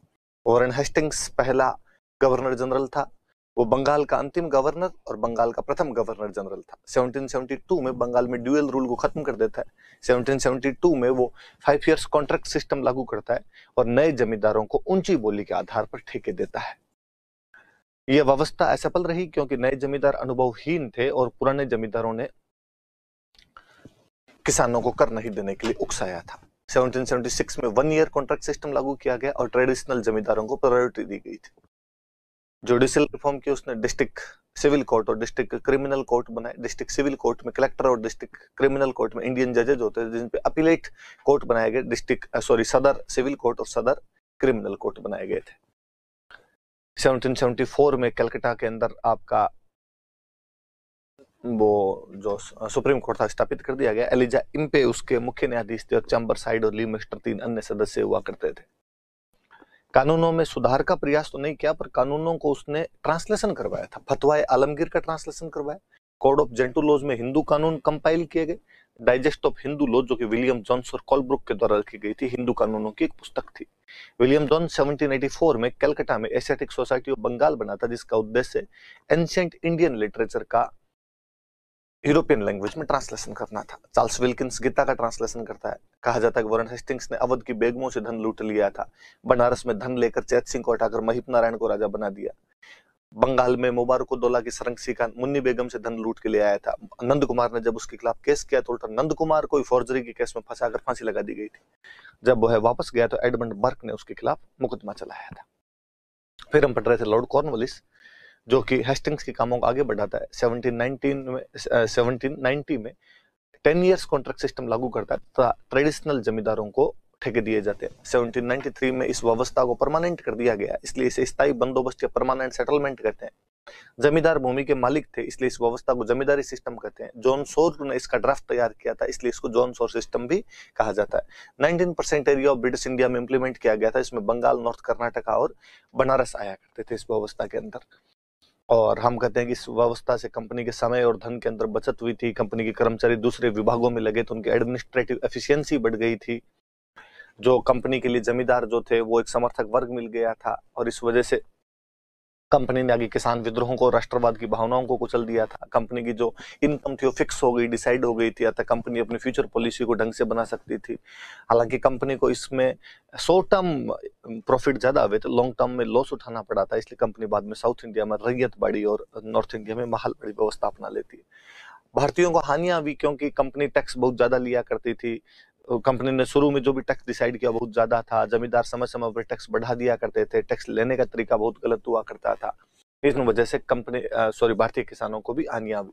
उन जमींदारों ने भूमि में सुधार का कोई प्रयास नहीं किया था, उल्टे शहरों में जाके बस गए, इसलिए एब्सेंटी लैंडलॉर्ड हो गए। उन्होंने राष्ट्रवाद की भावनाओं को कुचलने का काम किया था। इन सब वजह से भारतीयों को तो हानियां हुई और उनको लाभ हुआ अंग्रेजों को। हालांकि जमींदारों को भी इसमें एक हानि थी कि सनसेट लॉ की वजह से यदि कोई समय पर जमा नहीं करवा पाता तो उसकी जो जमींदारी थी वो छीन ली जाती थी। फिर हमने पढ़ा कि कॉर्नवालिस जुडिशियल रिफॉर्म करता है और जुडिशियल रिफॉर्म के तहत वो क्या करता है, तो उसने एक तो जो कलेक्टर से सिविल मामलों में जो न्यायिक अधिकार थे वो छीन लिए और उसने दीवानी मामलों का पूरा एक सीरीज बनाया। 50 रुपए तक के मामले मुंसिफ कोर्ट, 100 रुपए तक के मामले रजिस्ट्रार कोर्ट, 200 रुपए तक के मामले डिस्ट्रिक्ट सिविल कोर्ट, आपके 1000 रुपए तक के मामले प्रोविंशियल सिविल कोर्ट, 5000 तक के मामले सदर सिविल कोर्ट और 5000 से ऊपर का मामला है तो आपको लंदन जाना पड़ेगा प्रिवी काउंसिल के अंदर। और उसने क्रिमिनल जो केसेस थे उनके लिए सर्किट कोर्ट्स बनाए थे। 4 सर्किट कोर्ट बनाए गए थे और उन 4 सर्किट कोर्ट में से 3 बंगाल में ढाका, मुर्शिदाबाद और कलकत्ता और एक बिहार में पटना के अंदर स्थापित किया गया था। वो कानूनों में सुधार करता है। 1793 में वो कॉर्नवालिस संहिता या कॉर्नवालिस कोड बनाता है, जिसके तहत सेपरेशन ऑफ पावर किया गया था, आपके सॉवरेनिटी ऑफ लॉज लागू किया गया था, अंग भंग की जगह कठोर कारावास दिया जाएगा, विटनेस के रिलीजियस क्वालिफिकेशन का कोई असर नहीं पड़ेगा, मर्डर का इंटेंशन चेक करेंगे न कि उसका तरीका देखा जाएगा, वकालत शुरू की गई थी और ब्लड मनी की व्यवस्था को खत्म कर दिया गया था। हम कहते हैं यहाँ से हमारा जो मॉडर्न जुडिशियल सिस्टम वो लागू होता है, जिसमें सॉवरेनिटी ऑफ लॉ था और पार्शलिटी किसी भी प्रकार की नहीं की जाती थी। और ये वेस्टर्न आइडियोलॉजी पर आधारित था। हम कहते हैं इसमें हालांकि कुछ कमियां भी थी, क्योंकि न्याय धीमा और महंगा हो गया था, करप्शन इसके अंदर बढ़ गया था, ज्यादातर जजेज यूरोपियन थे, इसलिए वो हमारे कस्टम नहीं समझ पाए, और कानून इतने कॉम्प्लिकेटेड थे कि भारतीय अब न्यायालय की शरण में ना जाकर जातीय पंचायतों की शरण में जाने लगे। हम और पढ़ते हैं कि कॉर्नवालिस आईएएस और आईपीएस का जन्मदाता था। उसके बाद जॉन सोर है, उसका कोई काम हमने पढ़ा नहीं। फिर लास्ट क्लास में हमने वेलेजली पढ़ा, जो कि भारत में सहायक संधि प्रणाली को लागू करता है। इस व्यवस्था को सबसे पहले अपनाने वाला आदमी फ्रेंच गवर्नर डुप्ले था, लेकिन बड़े तौर पर इसको वेलेजली ने लागू किया। क्यों लागू करते हैं अंग्रेज? तो अंग्रेजों के लागू करने का कारण यह था कि उनको खतरा था कि नेपोलियन भारत पर आक्रमण कर सकता है, और उस समय भारतीय राजा नेपोलियन की साइड में हो सकता है। हालांकि मराठों के अलावा कोई भी अंग्रेजों को भारत में टक्कर नहीं दे सकता, पर भारतीय राजा संघ बना सकते हैं। अंग्रेज चाहते थे कि उनके पास एक सेना हो, पर उसका खर्चा भारत से ही निकले। वो एक पॉलिटिकल पावर थे, पर बट वो अब पॉलिटिकल स्टेबिलिटी प्राप्त करना चाहते थे, इसलिए उन्होंने राजाओं के साथ में सब्सिडरी अलायंस की, और राजा कहा गया कि आपको अपने सिक्योरिटी के मामले और जो एक्सटर्नल अफेयर्स है वो हमें देने पड़ेंगे। इसके लिए हमारी एक सेना आपके वहां पर रहेगी, हमारा एक रेजिडेंट आपके वहां पर रहेगा, और वो इंटरनल अफेयर्स में आपके हस्तक्षेप नहीं करेगा। यदि कोई रियासत बड़ी है तब तो हमें सॉवरेन एरिया दे दो, यदि कोई रियासत छोटी है तो हमें इसके बदले में कैश मनी दे दो, और विदाउट कंसेंट ऑफ कंपनी आप किसी भी यूरोपियन को अपनी सर्विस के अंदर नहीं रख सकते हैं। हम कहते हैं कि हैदराबाद, मैसूर, तंजौर, अवध और पेशवा ने शुरुआती सालों के अंदर ही अंग्रेजों के साथ संधियां कर ली थी। इन संधियों से अंग्रेजों को कई फायदे हुए कि नेपोलियन का खतरा खत्म हो गया, भारतीय रियासतों के संघ बनाने का खतरा खत्म हो गया, वो भारतीय खर्चे पर अपनी सेना बनाने में सफल रहे। अंग्रेजों को अपने साम्राज्य विस्तार का मौका मिला, क्योंकि बड़ी रियासतें उन्हें संप्रभु एरिया दिया करती थी। अंग्रेजों को युद्ध क्षेत्र और व्यापार क्षेत्र दोनों अलग अलग हो गए थे। भारत के महत्वपूर्ण स्ट्रेटेजिक लोकेशन जीते थे, उन पे अंग्रेजों का कब्जा हो गया था। अंग्रेज जो थे वो भारतीय रियासतों के बीच में अब मीडिएटर बन गए थे, पंचायतियां करते थे वो, और जो आपका रेजिडेंट था वो आंतरिक मामलों में हस्तक्षेप भी करने लग गया था। फिर हम पढ़ रहे थे कि भारतीय रियासतों ने हालांकि सुरक्षा तो प्राप्त कर ली, पर स्वतंत्रता खत्म हो गई थी। बहुत अनडिजर्विंग जो किंग्स थे उनको प्रोटेक्शन दिया गया, इससे जनता का शोषण हुआ अपने आप में। अंग्रेज बहुत ज्यादा पैसा लिया करते थे, इसलिए भारतीय राजा बहुत जल्दी उनमें आर्थिक दिवालिये हो गए थे। राजाओं की विलासिता बढ़ गई, इसलिए वो टैक्स बढ़ा दिया करते थे, इसलिए जो आपके किसान विद्रोह है वो शुरू होने लग गए थे। और रेजिडेंट आंतरिक मामलों में हस्तक्षेप करता था, इसलिए प्रत्येक रियासत में सत्ता के दो केंद्र बन गए थे, राजा और रेजिडेंट के रूप में। तो ये हमें हानियां हुई थी उनकी वजह से। फिर हमने कहा कि वेलेस्ली ने कलकत्ता में एक फोर्ट विलियम कॉलेज स्थापित किया था कि जो नॉन मिलिट्री ऑफिसर है उनको ट्रेनिंग दी जाए, लेकिन थोड़े दिन बाद इसे खत्म करके इंग्लैंड में हेल्बरी नाम की जगह पर ईस्ट इंडियन कॉलेज के नाम से दोबारा खोल दिया गया था। हमने और पढ़ा कि वेलेस्ली खुद को लॉयन ऑफ बंगाल कहा करता था।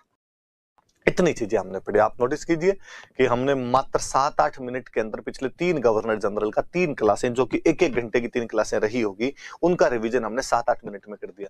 मैं चाहूंगा कि आप सब भी इसका इसी प्रकार रिवीजन कर लें, तो चीजें ज्यादा स्थायी रूप से आपके दिमाग के अंदर बैठेगी। चलिए अब इसके बाद हम वापस पढ़ते हैं। वेलेस्ली जब वापस गया तो एक बार फिर एक बंदे को मौका दिया गया, वही लॉर्ड कॉर्नवालिस, जो इससे पहले आपके IAS, IPS, judicial reform, permanent settlement, Cornwallis code खूब सारे लागू किया गया। का एक बार मौका और दिया जाए कॉर्नवालिस को, पर भाग्य को कुछ और ही मंजूर था। कॉर्नवालिस एक ऐसा गवर्नर जनरल है जो भारत में 2 बार गवर्नर जनरल बना था। ये उसकी सेकंड अपॉइंटमेंट थी। या तो क्लाइव के लिए कहा जाता है कि क्लाइव भारत में 2 बार गवर्नर बना था। लॉर्ड क्लाइव था, वो बंगाल का 2 बार गवर्नर बना था। या कॉर्नवालिस के लिए है कि वो 2 बार बंगाल का गवर्नर जनरल बना था, पर भाग्य को कुछ और ही मंजूर था। कॉर्नवालिस यहाँ पर आया और थोड़े दिनों बाद में उसकी डेथ हो गई गाजीपुर में।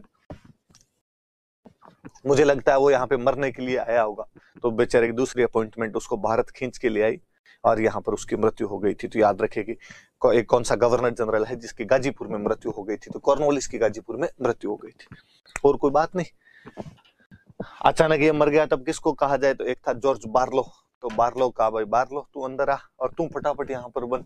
तो लॉर्ड जॉर्ज बार्लो को यहाँ पर बना दिया गया। 2-1 साल के लिए बीच में रखा गया था। हम करेंगे एडवोकेट का प्रोफेशन शुरू किया जाएगा। उसके बाद में आईएएस और आईपीएस उसी ने शुरू किए थे। जॉन सोर में कोई काम नहीं पड़ा हमने। वेलेस्ली आपके सब्सिडरी अलायंस सिस्टम लेके आया था, डुप्ले इंट्रोड्यूस करता है, ये इसको ब्रॉड लेवल पे इंप्लीमेंट करता है। क्यों लेके आए थे? Because threat of Napoleon, threat of union of Indian states की इंडियन स्टेट कहीं यूनियन नहीं बना ले। फिर वो भारतीय खर्चे पर अपनी सेना तैयार करना चाहते थे वो लोग। और सबसे बड़ी बात, कंपनी एक पॉलिटिकल पावर थी, बट अब वो लोग एक पॉलिटिकल स्टेबिलिटी लेना चाहते थे। क्या था सब्सिडरी अलायंस में? जो भी रियासत सब्सिडरी अलायंस करेगी उसको 2 अफेयर्स देने पड़ेंगे, सिक्योरिटी अफेयर्स और एक्सटर्नल अफेयर्स। आपको एक्सटर्नल अफेयर्स जो है वो कंपनी को देने पड़ जाएंगे। कंपनी अपनी एक आर्मी आपके वहां पर रखेगी, अपना एक रेजिडेंट आपके वहां रखेगी जो आपके इंटरनल मामलों में हस्तक्षेप नहीं करेगा, और इसके बदले में यदि बड़ी रियासत है तो सॉवरेन एरिया दे दो, छोटी रियासत है तो कैश मनी दे दो, और विदाउट कंसेंट ऑफ कंपनी कोई भी यूरोपियन को आप सर्विस के अंदर नहीं रख सकते हैं। हैदराबाद, मैसूर, तंजौर, अवध और पेशवा ने ये संधियां की थी। कंपनी को क्या लाभ हुए? नेपोलियन का खतरा टल गया, भारतीय रियासतों के संघ बनाने का खतरा टल गया, भारत का खर्चा, अंग्रेजों की सेना तैयार हो गई, उनका जो साम्राज्य विस्तार हुआ क्योंकि उनको सॉवरेन एरिया मिलने लग गए थे, भारतीय रियासतों के आपसी मामलों के अंदर वो लोग मध्यस्थ बन गए थे, जो अब उनका ट्रेड एरियाज और वो एरियाज थे वो अलग अलग हो गए थे, स्ट्रेटेजिक जितनी भी लोकेशन थी उन पे उनका कब्जा हो गया था, और रेजिडेंट जो था आंतरिक मामलों में हस्तक्षेप करने लग गया। इंडिया वालों को क्या घटा हुआ? सिक्योरिटी मिली पर जो फ्रीडम थी वो पूरी तरीके से चली गई। अनडिजर्विंग किंग्स को इसके अंदर प्रोटेक्शन दिया गया, इस वजह से जनता का शोषण हुआ, लग्जरी बढ़ी किंग्स की तो उन्होंने टैक्स बढ़ाए तो किसानों का शोषण हुआ, किसानों ने विद्रोह करने शुरू कर दिए थे। और इसके बाद में और तो क्या होगा, ये बड़ी बड़ी सी बातें थी, भारतीय राजाओं को ये सब हानियां हुई इनकी वजह से। और उसको वेलेजली पढ़ लिया, वेलेजली ने फिर आपके एक वो कॉलेज बनाया था फोर्ट विलियम कॉलेज कलकत्ता में, और बाद में इसको ट्रांसफर करके हेल्बरी ले गए ईस्ट इंडियन कॉलेज के नाम से, और जो ये था कॉलेज हुआ करता था, इस कॉलेज के अंदर आपके जो नॉन मिलिट्री ऑफिसर थे उनको ट्रेनिंग दी जाती थी। फिर हाँ उसमें साइक संधि में आप ये भी कर सकते हो कि प्रत्येक राज्य में दो पावर सेंटर ऑफ पावर बन गए थे, राजा और रेजिडेंट था आंतरिक मामलों में इंटरफेयर करने लग गया था, तो एक ये बात भी रह जाती है उसके बाद में। फिर अपने बंगाल का शेर कहा जाता है, जॉर्ज बार्लो कल पढ़ रहे थे हम, बार्लो के टाइम में वेल्लोर में सिपाही म्यूटिनी हुई, कारण क्या था कि सिपाहियों के जो रिलीजियस सिंबल थे वो बंद कर दिए गए थे। विलियम बेंटिक मद्रास का गवर्नर था, उसको पूछा गया तो उसने कहा कि प्रेस बंद है इस वजह से ये हुआ है। फिर हम पढ़ रहे थे लॉर्ड मिंटो के टाइम में केवल अमृतसर की संधि है। फिर हमने पढ़े थे लॉर्ड हेस्टिंग्स के टाइम में एंग्लो नेपाल वॉर हुआ 1814 टू 1816, और इसके बाद में आपका सगोली की संधि हुई। सगोली की संधि में कुछ हिली एरिया जो नेपाल के थे वो ले लिए गए, सिक्किम से नेपाल का कंट्रोल खत्म कर दिया गया, काठमांडू में इंग्लिश आर्मी रख दी गई वहां पे, और गुरखाज को कहा गया कि आप इंग्लिश आर्मी के अंदर शामिल होइए। पिंडारीज को डिरूटेड किया गया, और जो इसके लिए नॉर्थ कमांड तो खुद हेस्टिंग्स लेता है, जो साउथ कमांड थी वो थॉमस स्लोप को दी गई। चित्तू को चिता खा गया, फासिल मोहम्मद सिंधिया के पास गया, सिंधिया ने उसे पकड़वा दिया तो उसने जेल में सुसाइड कर लिया। करीम खान को गोरखपुर की जमींदारी दे दी गई, अमीर खान पिंडारी को अपने टोंक वाली जागीर दे दी गई थी। इसी के टाइम में आपके साउथ इंडिया में रैयतवाड़ी और नॉर्थ इंडिया में आपके महलवाड़ी लागू किया गया। रैयत का मतलब होता है किसान, डायरेक्ट किसान को भूमि का मालिक बनाया गया, कंपनी सीधा किसान से टैक्स लिया करती थी। कैप्टन रीड 1792 में 12 महल में इंट्रोड्यूस करता है, बाद में मुंद्रो ने इसको मद्रास में, अल्फिंस्टन ने इसको बॉम्बे में बड़े तौर पर लागू किया था। कंपनी ने यहाँ पर ये इसलिए लागू किया क्योंकि परमानेंट सेटलमेंट में लूप होल थे, जैसे कंपनी वहां पे टैक्स नहीं बढ़ा सकती थी। जो एब्सेंटी लैंडलॉर्ड बहुत ज्यादा बनने लग गए थे, लैंडलॉर्ड्स ने भूमि में सुधार का कोई भी प्रयास नहीं किया था। और सबसे बड़ी बात, दक्षिण भारत में जमींदारी प्रथा ही नहीं हुआ करती थी, तो किसको देते, और उनको लगता था किसान अपने समर्थक बन जाएंगे तो अपने प्रशासनिक सुधार इजीली इंप्लीमेंट हो जाएंगे, इस वजह से लेके आए थे। हालांकि किसान समर्थक बने तो उनके प्रशासनिक सुधार इजीली इंप्लीमेंट होने लग गए थे। फिर कंपनी भू राजस्व बढ़ाती थी तो कंपनी का रेवेन्यू शेयर जो था वो बढ़ गया था अपने आप में। किसानों ने भी जो अनफर्टाइल लैंड थी उसको फर्टाइल करने की कोशिश की, तो किसानों को भी शुरुआत के अंदर लाभ हुआ था। पर हम इसमें हानियां ज्यादा बताएंगे, हम कहेंगे टैक्स ज्यादा था, टाइम टू टाइम टैक्स बढ़ा दिया करते थे, कलेक्शन का तरीका बहुत स्ट्रिक्टली था। हालांकि लैंडलॉर्ड नहीं थे पर कंपनी के जो रेवेन्यू ऑफिसर थे वो एज ए लैंडलॉर्ड बिहेव करने लग गए थे। साउथ इंडिया की जियोग्राफिकल कंडीशंस अलग अलग थी, अंग्रेजों ने डिफरेंट एरियाज में डिफरेंट रेवेन्यू सिस्टम लागू कर दिया था।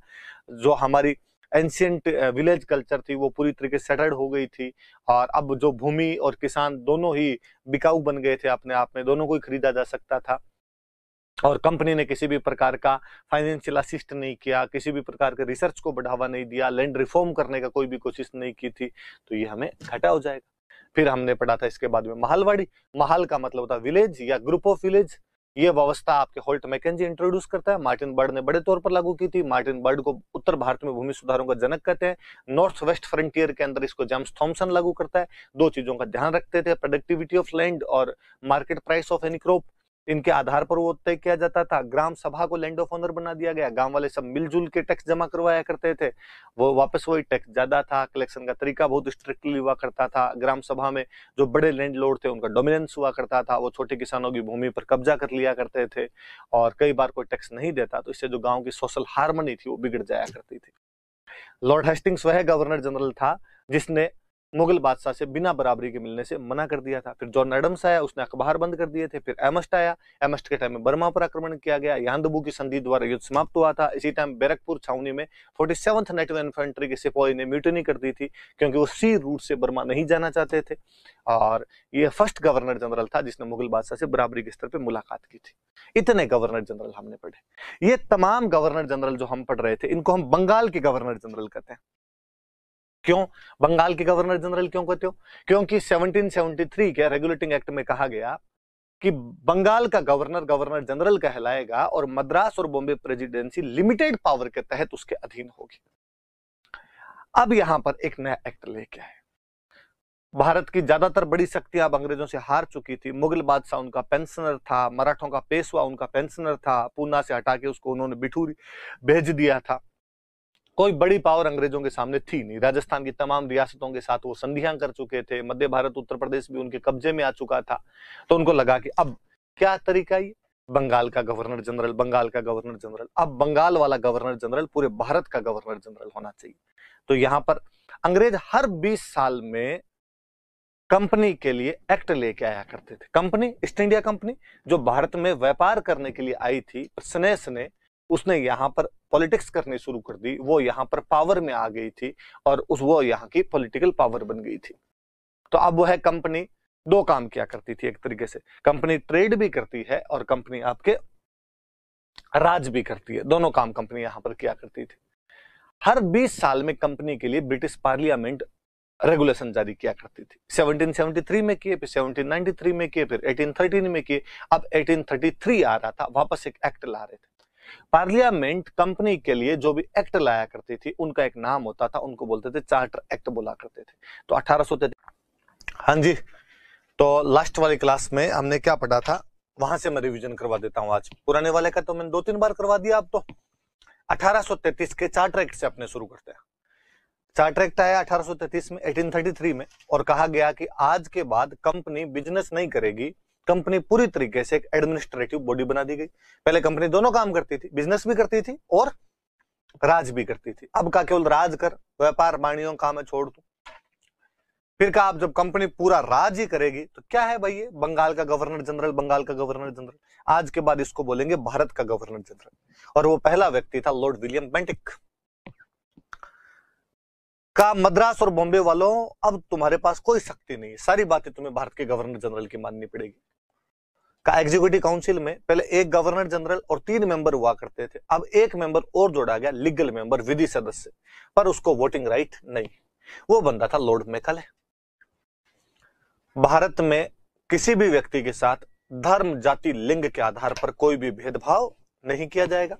धारा 87, रेगुलेशन 87, दास प्रथा को भारत से समाप्त करेंगे। ये मुख्य मुख्य बातें थी। तो बंगाल का अंतिम गवर्नर जनरल कह दो या भारत का प्रथम गवर्नर जनरल कह दो, लॉर्ड विलियम बेंटिक था, जो कि व्हिग दल का मेंबर था, उपयोगितावाद के सिद्धांत में विश्वास रखता था, यूटिलिटेरियन थ्योरी को मानता था। 1829 में धारा 17 या रेगुलेशन 17 के तहत सती प्रैक्टिस को बैन कर दिया गया था। ऐसा राजा राम मोहन राय के आंदोलन के बाद किया गया था। 1829 में बंगाल में बैन की गई, 1830 में मद्रास और बॉम्बे में भी इस व्यवस्था को बैन कर दिया गया। इसी प्रकार उसने ह्यूमन सैक्रिफाइस, फीमेल इन्फेंटिसाइड, इन सब प्रथाओं को भी बंद किया था। ठगी प्रथा को बंद करने के लिए कर्नल सलीमैन को भेजा गया था। अफीम के व्यापार का रेगुलेशन किया और इसके लिए केवल बॉम्बे पोर्ट जो था उसको ऑथराइज किया। कलकत्ता में एक मेडिकल कॉलेज खोला गया 1835 के अंदर। मैकाले लीगल मेंबर था तो उसकी चेयरमैनशिप के अंदर एक लॉ कमीशन बना, जिसका काम लॉ का कंपाइलेशन करना था या कोडिफिकेशन करना था लॉ का। उसने 1831 में मैसूर का मर्जर किया, 34 में कुर्ग और कछार नाम की रियासतों का भी मर्जर कर लिया था। फिर हमने पढ़ा कि उसी के टाइम में एंग्लो ओरिएंटल डिस्प्यूट सामने आया था।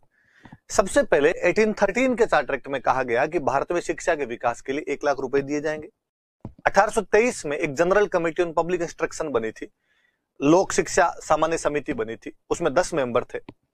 उन 10 में अंग्रेजी और प्राच्य भाषाओं को, एंग्लो और ओरिएंटल लैंग्वेज को लेकर डिस्प्यूट था। बेंटिक ने मैकाले को इस कमेटी का हेड बनाया। 2 फरवरी 1835 को मैकाले ने अपना मैकाले मिनट दिया। उसने कहा एलिट क्लास इंडियन को इंग्लिश मीडियम में यूरोपियन नॉलेज दिया जाएगा, वहां से इन्फिल्ट्रेशन थ्योरी के माध्यम से यह ज्ञान कॉमन पब्लिक तक आ जाएगा।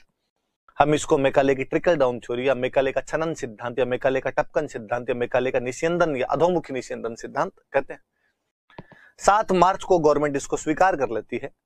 फाइनली लॉर्ड ऑकलैंड उसको एक गवर्नमेंट पॉलिसी के रूप में लागू करता है। हम पढ़ते हैं कि साहब अंग्रेज ऐसा क्यों चाहते थे, तो हम कहते हैं कि उनको चीप लेबर चाहिए थी, वो क्रिश्चियनिटी का प्रचार प्रसार करना चाहते थे, अपना सामान ज्यादा बेचना चाहते थे, एक सपोर्टर क्लास बनाना चाहते थे ताकि प्रशासनिक सुधार आसानी से लागू किए जा सके।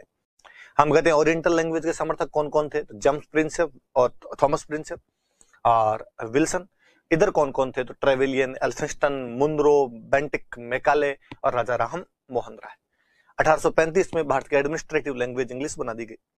कहा गया कोर्ट्स में भी फारसी के स्थान पर वर्नाकुलर लैंग्वेज यूज में ली जा सकती है।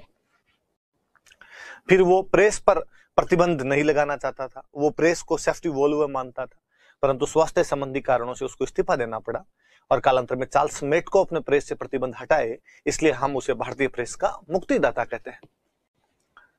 फिर उसके बाद में हम पढ़ रहे थे ऑकलैंड के टाइम में फर्स्ट एंग्लो अफगान वॉर हुआ था, जब 1839 से 42 के बीच में अफगानिस्तान पर हमला किया गया शाह शुजा को राजा बनाने के लिए, क्योंकि रणजीत सिंह जो था वो रसिया से दोस्ती कर रहा था, सॉरी दोस्त मोहम्मद जो था अफगानिस्तान का, वो रसिया से दोस्ती कर रहा था। एक त्रिपक्षीय संधि की गई जिसमें रणजीत सिंह, शाह शुजा और अंग्रेज शामिल थे। ऑकलैंड के टाइम में आपके जीटी रोड का पुनर्निर्माण करवाया गया था दिल्ली से कलकत्ता के बीच में। फिर हमने पढ़ा था एलनब्रो के टाइम में अफगानिस्तान से वापस लौटते हुए चार्ल्स नेपियर सिंध का विलय कर लेता है और 1843 के अंदर ही दास प्रथा को पूर्णतः बैन कर दिया गया था धारा 5 के तहत। लॉर्ड होर्डिंग के टाइम में प्रथम एंग्लो सिख वॉर हुआ था। इतनी बातें हमने पढ़ी थी। आगे एक बेहतरीन गवर्नर जनरल पढ़ते हैं हम, लॉर्ड डलहौजी। आप लोगों ने नाम सुना होगा, बचपन से ही हम गालियां निकालते आए डलहौजी को। उस डलहौजी के बारे में हम पढ़ेंगे। टाइम देख लेना थोड़ा, 48 से 56, मतलब आग इसके जाने के बाद लगी है। 57 वाली क्रांति इसके जाने के बाद हुई थी, डलहौजी के जाने के बाद हुई थी। 57 वाली क्रांति से ठीक पहले चला गया था। 36 वर्ष की उम्र में इंडिया आया था, पैसे वाला बंदा था वहां का, पर निरंकुश टाइप का आदमी और था थोड़ा। पढ़ते हैं हमने इसने क्या किया क्या नहीं किया।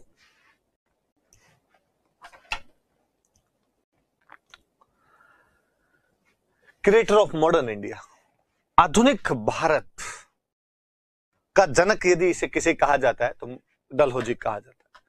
दोनों तीनों तरीके से। आज जो आप भारत का मानचित्र देखते हो, मैप जो देखते हो, ये बड़ी तौर पर डलहौजी की देन है। डलहौजी से पहले खूब सारी रियासतें थी जो स्वतंत्र हुआ करती थी, ब्रिटिश इंडिया में नहीं आती।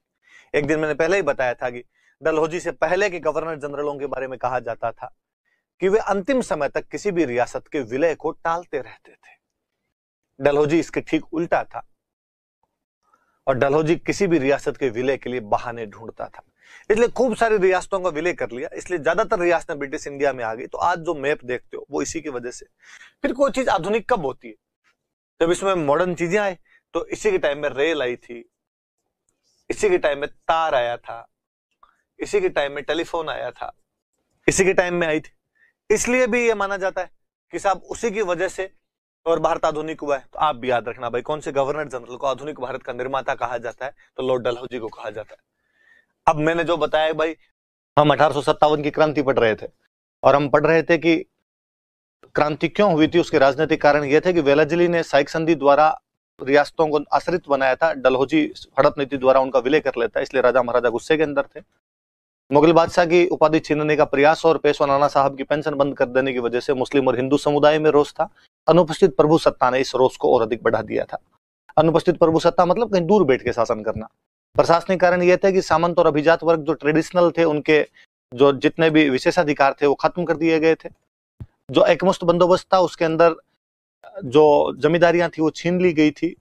भारतीयों के प्रशासन में भागीदारी नहीं थी और भारतीयों का इस नई व्यवस्था में शोषण होने लग गया था। आर्थिक कारण थे कि भू राजस्व बहुत ज्यादा था, किसान परेशान थे, खाद्यान्न नहीं उगाते, नकदी फसलें ज्यादा थी, इसलिए अकाल के टाइम में स्थितियां बहुत खराब हो जाया करती थी। कच्चे माल पर अंग्रेजों का कब्जा हो गया था और इसलिए फैक्ट्रीज हमारी बंद होने लग गई थी। फिर हम पढ़ रहे थे कि जो व्यापारिक नीति थी वो प्रतिकूल थी, क्योंकि आप आयात पे तो कर बढ़ा देते हैं और निर्यात पे जो है वो कर आयात पे तो कर खत्म कर देते हैं, निर्यात पे कर बढ़ा दिया करते थे। इसलिए मजदूर, किसान और व्यापारी सब विरोध के अंदर आ गए थे। सामाजिक कारण ये थे कि नस्लीय भेदभाव था, सामाजिक रीति रिवाजों में हस्तक्षेप किया जा रहा था, और जो 1850 में एक्ट लेके आ गए थे, धार्मिक अयोग्यता अधिनियम, और जिसमें कह दिया गया कि साहब यदि पैतृक संपत्ति से वंचित नहीं किया जाएगा यदि आपने धर्म परिवर्तन कर लिया तो भी। और भारतीय जनता को लगता था कि नहीं यार, ये हमारे साथ में अन्याय है, साफ साफ ईसाई बनाने का प्रयास है। और फिर जो ईसाई मिशनरीज थे वो भी हिंदू और इस्लाम धर्म की मजाकें उड़ाया करते थे। सैनिक कारण ये थे कि पद और वेतन के मामले में भेदभाव हो रहा था। जो आपके ये था डाक अधिनियम था, सैनिकों की निःशुल्क डाक सेवा बंद कर देता है। जनरल सर्विस इनलिस्टमेंट एक्ट था, वो कहीं भी आपको जाने के लिए कहता है, जबकि भारतीय समुद्र यात्रा करना नहीं चाहते थे। अन्य कारण ये थे कि क्रीमिया के युद्ध की वजह से, अफगानों के युद्ध के साथ, पंजाब वाले युद्ध में, संथालों के विद्रोह में अंग्रेजों को हार का सामना करना पड़ा। जनता कॉन्फिडेंस बढ़ गया था। अफवाहें थी कि 100 साल बाद तो अंग्रेजों का राज खत्म होने वाला ही है, बस थोड़ा सा जोर लगाने की आवश्यकता है। और तात्कालिक कारण यह था कि ब्राउन बेस की जगह पे एनफील्ड लेके आ गए थे और उसमें चर्बी वाले कारतूसों की जरूरत पड़ रही थी। 34वीं नेटिव इन्फेंट्री का सैनिक जो मंगल पांडे है वो सबसे पहले क्रांति की शुरुआत करता है बैरकपुर छावनी के अंदर, और उसने आपके लेफ्टिनेंट बाग और सार्जेंट मेजर ह्यूजन को गोली मार दी थी। वो हियरसे को भी गोली मारता है, पर हियरसे बच गया था, जो कि वहां का कमांडिंग ऑफिसर था। 24 अप्रैल को बैरकपुर मेरठ छावनी के अंदर 90 सैनिकों ने चर्बी वाले कारतूसों का प्रयोग करने से मना किया। 9 मई को इनमें से 85 सैनिकों को सजा दी गई। 10 मई को यहाँ पे 20th नेटिव इन्फेंट्री और 3rd LC विद्रोह कर देती है। ये 11 मई को दिल्ली पहुंचे और 12 मई को इन्होंने बहादुर शाह जफर को अपना नेता घोषित कर दिया था। बहादुर शाह जफर यहाँ पे क्रांति के नेता थे और बख्त खान को यहाँ पर सेनापति बनाया गया था, जो कि बाद में बरेली से पहुंचे थे। निकलसन और हडसन क्रांति दबाने के लिए आते हैं। निकलसन यहाँ पर लड़ता हुआ मारा जाता है। हडसन बाद में मुगल बादशाह के परिवार को हुमायूं के मकबरे से गिरफ्तार करता है। मिर्जा मुगल, मिर्जा ख्वाजा सुल्तान और मिर्जा अबू बकर को गोली मार दी गई थी और मुगल बादशाह को रंगून भेज दिया गया था, जहां 1862 में उसकी मृत्यु हो जाती है।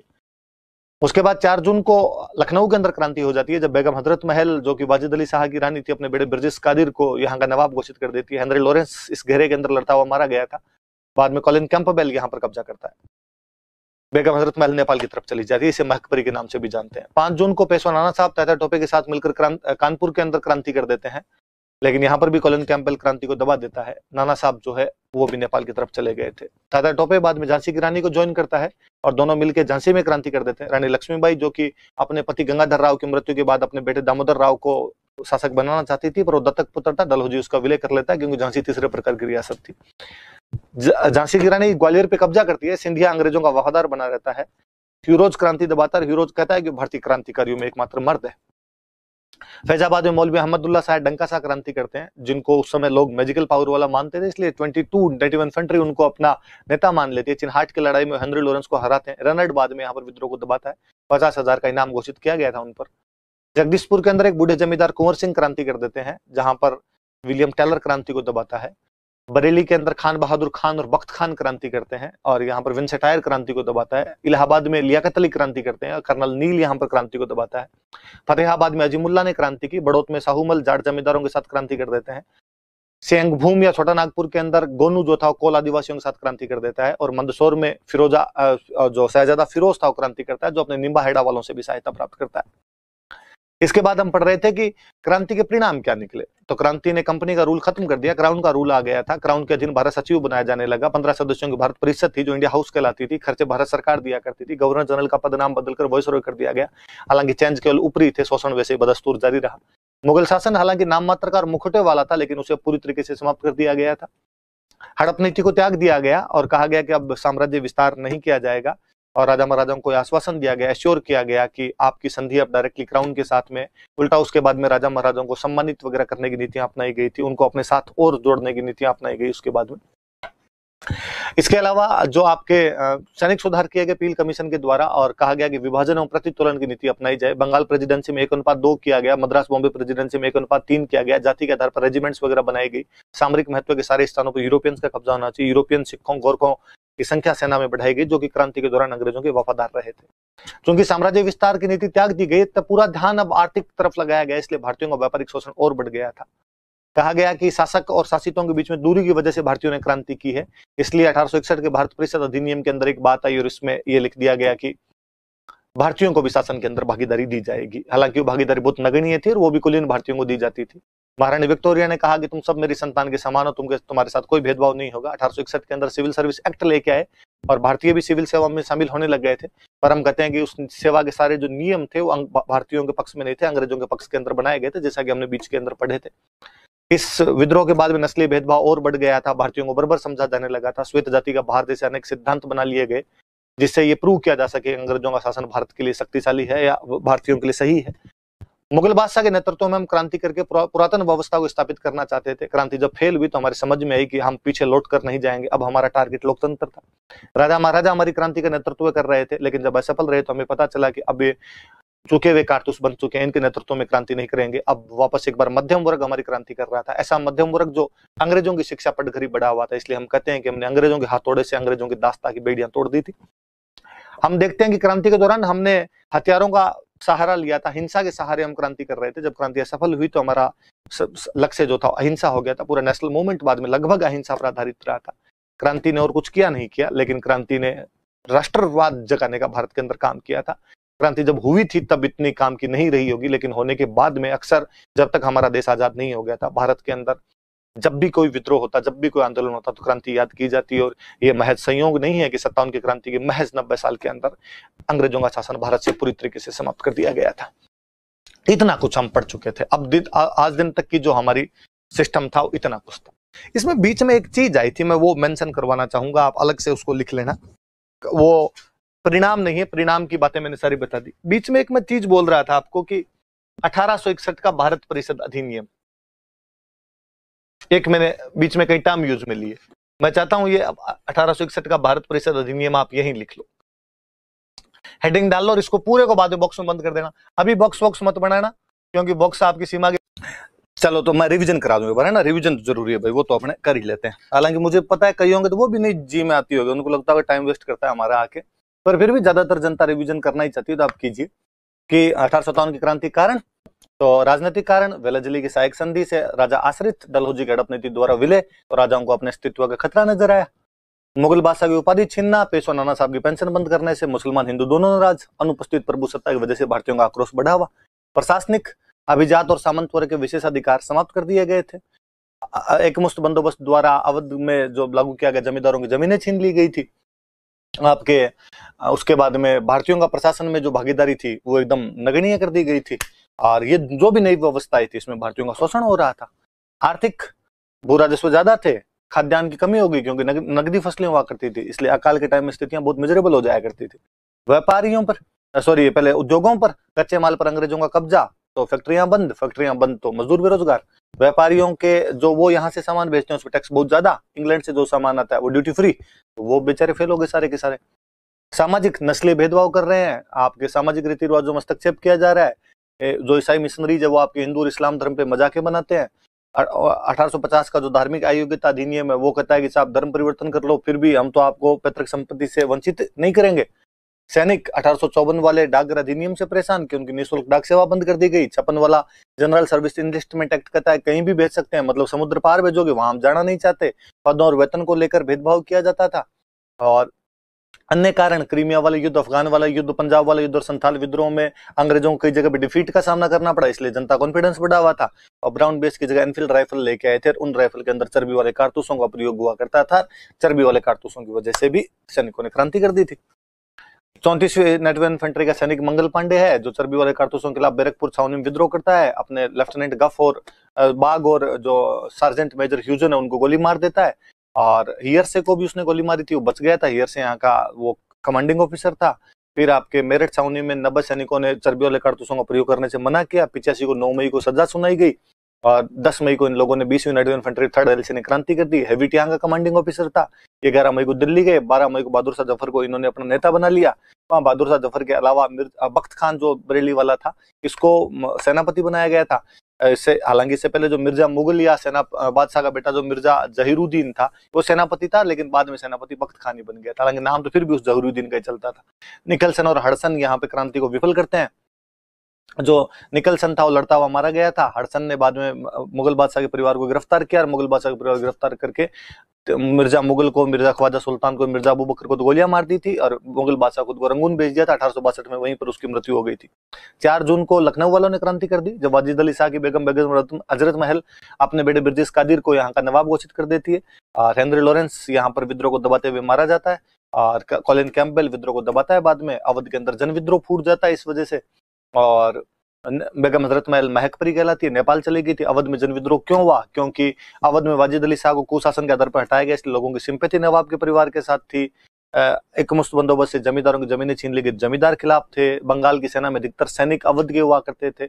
बंगाल की आर्मी को अवध की पौधशाला ही कहा जाता था, बंगाल आर्मी की पौधशाला अवध को बोलते थे। उन सैनिकों में चर्बी वाले कारतूसों के कारण विरोध था, और किसान जो थे उन पे टैक्स बढ़ा दिए गए थे, इसलिए से वो लोग नाराज हो रखे थे एकदम।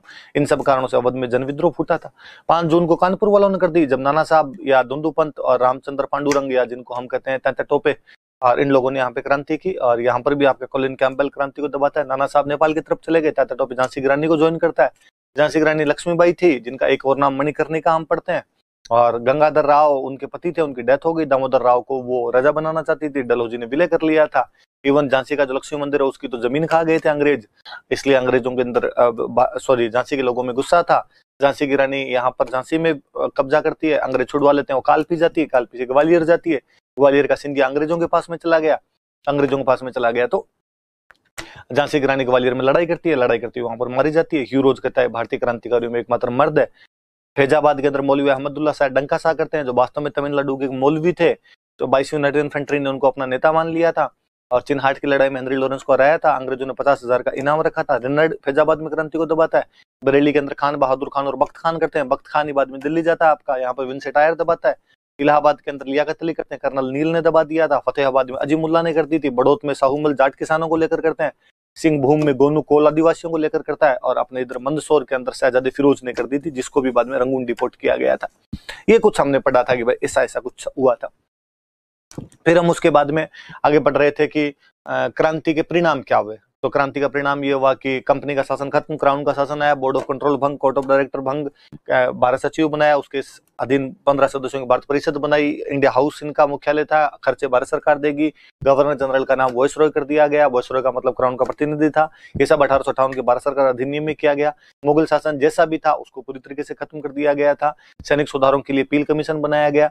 विभाजन एवं प्रतितोलन की नीति अपनाई गई। जातिगत रेजिमेंट बनाई जाने लगी। बंगाल प्रेसिडेंसी में 1:2 और बाकी प्रेसिडेंसी में 1:3 कर दिया गया था। और सामरिक महत्व के सारे स्थानों पर अंग्रेजों का कब्जा किया जाएगा। यूरोपियन सिख और गोरखा सैनिकों की संख्या सेना के अंदर बढ़ाई गई थी। डलहौजी की हड़प नीति को त्याग दिया गया था। अब राजा महाराजाओं को सम्मानित वगैरह किया जाने लगा, क्योंकि इन्होंने क्रांति के दौरान अंग्रेजों का साथ दिया था। डलहौजी की हड़प नीति त्याग दी तो साम्राज्य विस्तार खत्म कर दिया, तो अब व्यापारिक पर पूरा ध्यान लगाया गया, तो जनता का आर्थिक शोषण और ज्यादा बढ़ गया था। शासक और शासितों के बीच में दूरी है, इस दूरी को खत्म करने के लिए 1861 का भारत परिषद अधिनियम कहता है कि भारतीयों को भागीदारी दी जाएगी, पर हम कहते हैं भागीदारी नगण्य थी और वो भी कुलीन भारतीयों को दी जाती थी।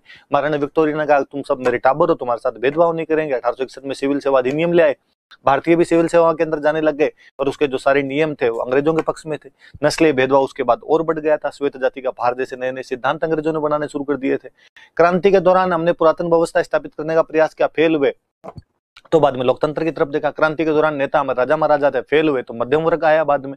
क्रांति के दौरान हमने हिंसा की, फेल हुए, तो बाद में अहिंसा का रास्ता चुन लिया, अहिंसा का रास्ता चुन लिया था। और जैसा कि हमने कहा कि भाई हमने क्रांति के लिए कहा कि क्रांति जो है वो उस टाइम भले उसने फायदा नहीं दिया हो, लेकिन बाद में और क्रांति के खत्म होने के बाद में वो भारत में राष्ट्रवाद के लिए एक बड़े प्रेरणा स्रोत के रूप में काम आई थी। ये हमने उसके अंदर पढ़ लिया था। 1861 का भारत परिषद अधिनियम में कल आपको वापस पढ़ा रहा था, तो मैंने उसके अंदर आपको चीजें बताई थी भारत परिषद अधिनियम में। वो चीजें ये थी कि जो आपका एक सदस्य है कार्यकारी परिषद में वो और बढ़ा दिया गया था। अतिरिक्त सदस्य न्यूनतम से अधिकतम 12 कर दिए गए थे। ये ज्यादातर कुलीन भारतीय हुआ करते थे। और कहा गया कि आपका विभागीय प्रणाली शुरू कर दी जानी चाहिए, अलग अलग विभाग बनाए जाएं, और मद्रास और बॉम्बे वालों को वापस अधिकार दिए जाने चाहिए कानून बनाने के, और गवर्नर जनरल को विटो दे दिया जाना चाहिए। फिर हम स्वरूप पढ़ रहे थे, और स्वरूप के अंदर हम बात कर रहे थे कि जॉन लॉरेंस और सीले कहते हैं कि एक सैनिक विद्रोह है, क्योंकि सेवा संबंधी शर्तों और चर्बी वाले कारतूसों कारण सैनिकों ने विद्रोह किया। हमने कहा झूठ बोलते हो तुम, असैनिक तत्व भी शामिल थे, साधारण लोगों को फांसी दी गई थी तुम्हारे द्वारा, और हमारे खूब सारे सैनिक तो तुम्हारी तरफ से लड़ रहे थे। ऐसा तुम इसलिए कहते हो कि तुम्हारे सो कॉल्ड गुड गवर्नेंस पे क्वेश्चन मार्क ना लग जाए। फिर हमने पढ़ा कि जो टी.आर. होम्स था उसने कहा सभ्यता और बर्बरता के बीच का संघर्ष है, पर हम कहते हैं कि हमने जितनी बर्बरता नहीं दिखाई उससे ज्यादा तुमने दिखा दी थी। रीजगता ईसाइयों और धर्मांधों के बीच का संघर्ष है। आउटरम और टेलर कहते हैं अंग्रेजों के खिलाफ हिंदू मुस्लिम षड्यंत्र है, और हम कहते हैं ये तुम्हारी छोटी मानसिकता है। बेंजामिन डिजरेली जो उनका बाद में प्रधानमंत्री बना था उसने कहा एक नेशनल अपराइजिंग है।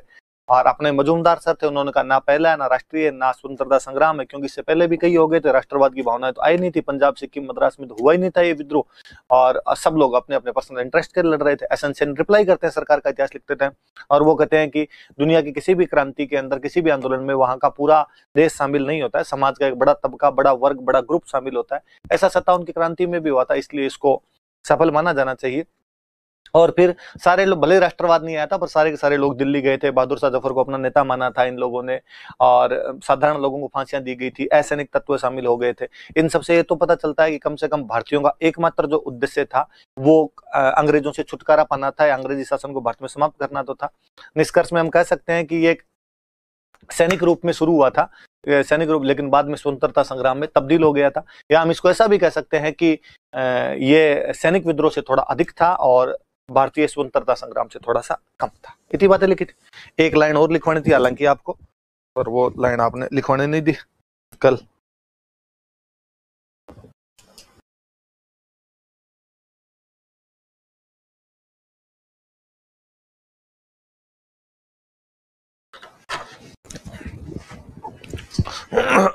चलिए इसके एक लाइन और लिखवाने, जो मैं बताता हूँ क्या लिखे हम, है ना। एक अपने भारत के एक स्वतंत्रता सेनानी वे सावरकर, है ना, विनायक दामोदर सावरकर, और सावरकर ने इसको बाद में अपना प्रथम स्वतंत्रता संग्राम कहा था।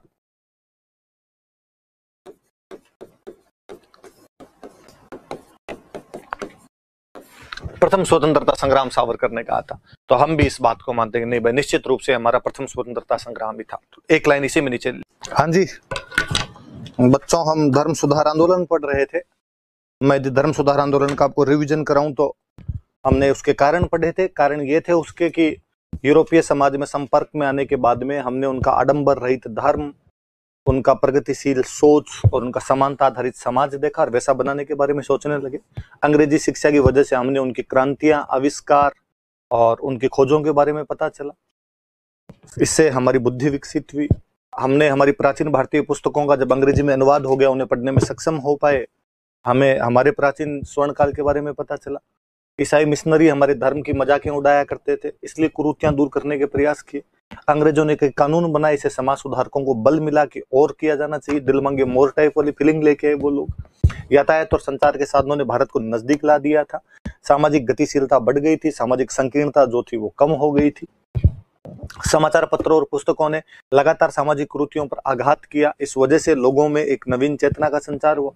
मध्यम वर्ग आ गया था भारत के अंदर एक अंग्रेजी शिक्षा के फलस्वरूप, और मध्यम वर्ग हमेशा बदलावों का साक्षी होता है।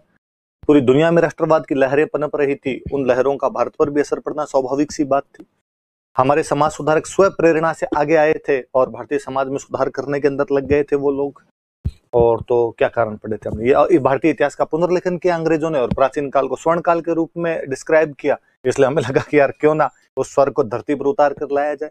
हम राजा राम मोहन राय के बारे में पढ़ रहे थे। हम पढ़ रहे थे कि वो भारतीय पुनर्जागरण के जनक है, आधुनिक भारत के पिता है, अतीत व भविष्य के बीच के सेतु है, पूर्व और पश्चिम के बीच का संश्लेषण करते हैं। आत्मीय सभा 1815 में, 1817 में हिंदू कॉलेज है, डेविड हेयर डच गणितशास्त्र था और अलेक्जेंडर डफ स्कॉटिश धर्म प्रचारक था। इनके सहयोग से 1825 में वेदांत कॉलेज, 20 अगस्त 1828 को ब्रह्म समाज और कलकत्ता यूनिटेरियन सोसाइटी से वो लोग जुड़े हुए थे। उनके जो सहयोगी थे वो ताराचंद चक्रवर्ती प्रथम मंत्री ब्रह्म समाज के बनाए गए थे, द्वारिकानाथ टैगोर थे, प्रसन्न कुमार टैगोर थे और चंद्रशेखर देव जो थे वो उनके प्रमुख सहयोगी हुआ करते थे। राजा राम मोहन राय ने तुहा फुतुल मोहाउद्दीन या उसी का नाम गिफ्ट टू मोनोथिस्ट या उसी का नाम एकेश्वरवादियों को उपहार लिखी। उन्होंने आपके preceptors of Jesus a guide to peace and happiness लिखी, हिंदू उत्तराधिकार के नियम लिखी। उन्होंने फारसी में मिरातुल अखबार चलाया, बांग्ला के अंदर संवाद कौमुदी और प्रज्ञाचंद निकाला गया, हिंदी में बंगदूत निकाला गया, इंग्लिश में ब्रह्मनिकल मैगजीन निकाली गई थी।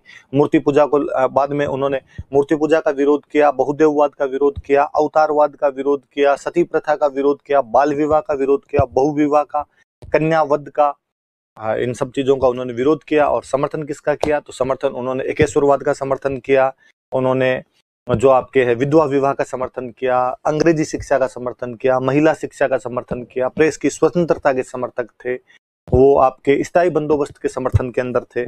और मूर्ति पूजा को लेकर सुब्रमण्यम शास्त्री के साथ और एकेश्वरवाद को लेकर ईसाई मिशनरियों के साथ वाद विवाद ही कर लिया था। वो यूरोपीय मानववाद के समर्थक थे, अंतरराष्ट्रीयवाद के समर्थक थे, नेपल्स की क्रांति की विफलता पर कार्यक्रम रद्द कर दिए थे, स्पेन की क्रांति की सफलता पर दावत दी थी उन्होंने। 1833 के अंदर ब्रिस्टल के अंदर उनका निधन हो गया था और उनकी कब्र पर विगराज चतुर्थ के नाटक हर केले की पंक्तियां लिखी हुई है। उसके बाद 1843 में देवेंद्रनाथ टैगोर इसको आगे बढ़ाते हैं। 57 के अंदर केशव सुंदर सेन जुड़ते हैं। 65 में केशव सुंदर सेन को पहले आचार्य बनाया गया था, फिर उनको 65 में निकाल दिया गया था। ब्रह्म समाज दो भागों में बंट गया। देवेंद्रनाथ टैगोर वाला आदि ब्रह्म समाज था और केशव सुंदर सेन वाला भारतीय ब्रह्म समाज कहलाया। नेटिव मैरिज एक्ट पारित करवाया केशव सुंदर सेन ने 1872 में। न्यूनतम आयु तय की गई जो 14 और 18 साल थी, लेकिन खुद ही अपनी नाबालिग पुत्री की शादी कूच बिहार के राजा के साथ कर देते हैं। अतः उनके समर्थकों ने अलग होकर 1878 में साधारण ब्रह्म समाज बना लिया था, जिसमें सुरेंद्रनाथ बनर्जी, आनंद मोहन बोस और द्वारिकानाथ गांगुली थे। देवेंद्रनाथ टैगोर जो थे उन्होंने तत्व बोधिनी सभा की स्थापना की थी। 1839 में तत्व बोधिनी पत्रिका निकाली थी, जिसके संपादक अक्षय कुमार दत्त थे। केशव सुंदर सेन जो थे उन्होंने इंडियन रिफॉर्म एसोसिएशन की स्थापना की थी, मैत्री संघ या संगत सभा की स्थापना की थी, टेबरनेकल ऑफ न्यू डिस्पेंसन बनाई थी, इंडियन मिरर नाम का अखबार निकाला था, जो किसी भारतीय द्वारा निकाला गया पहला दैनिक अखबार हुआ करता था।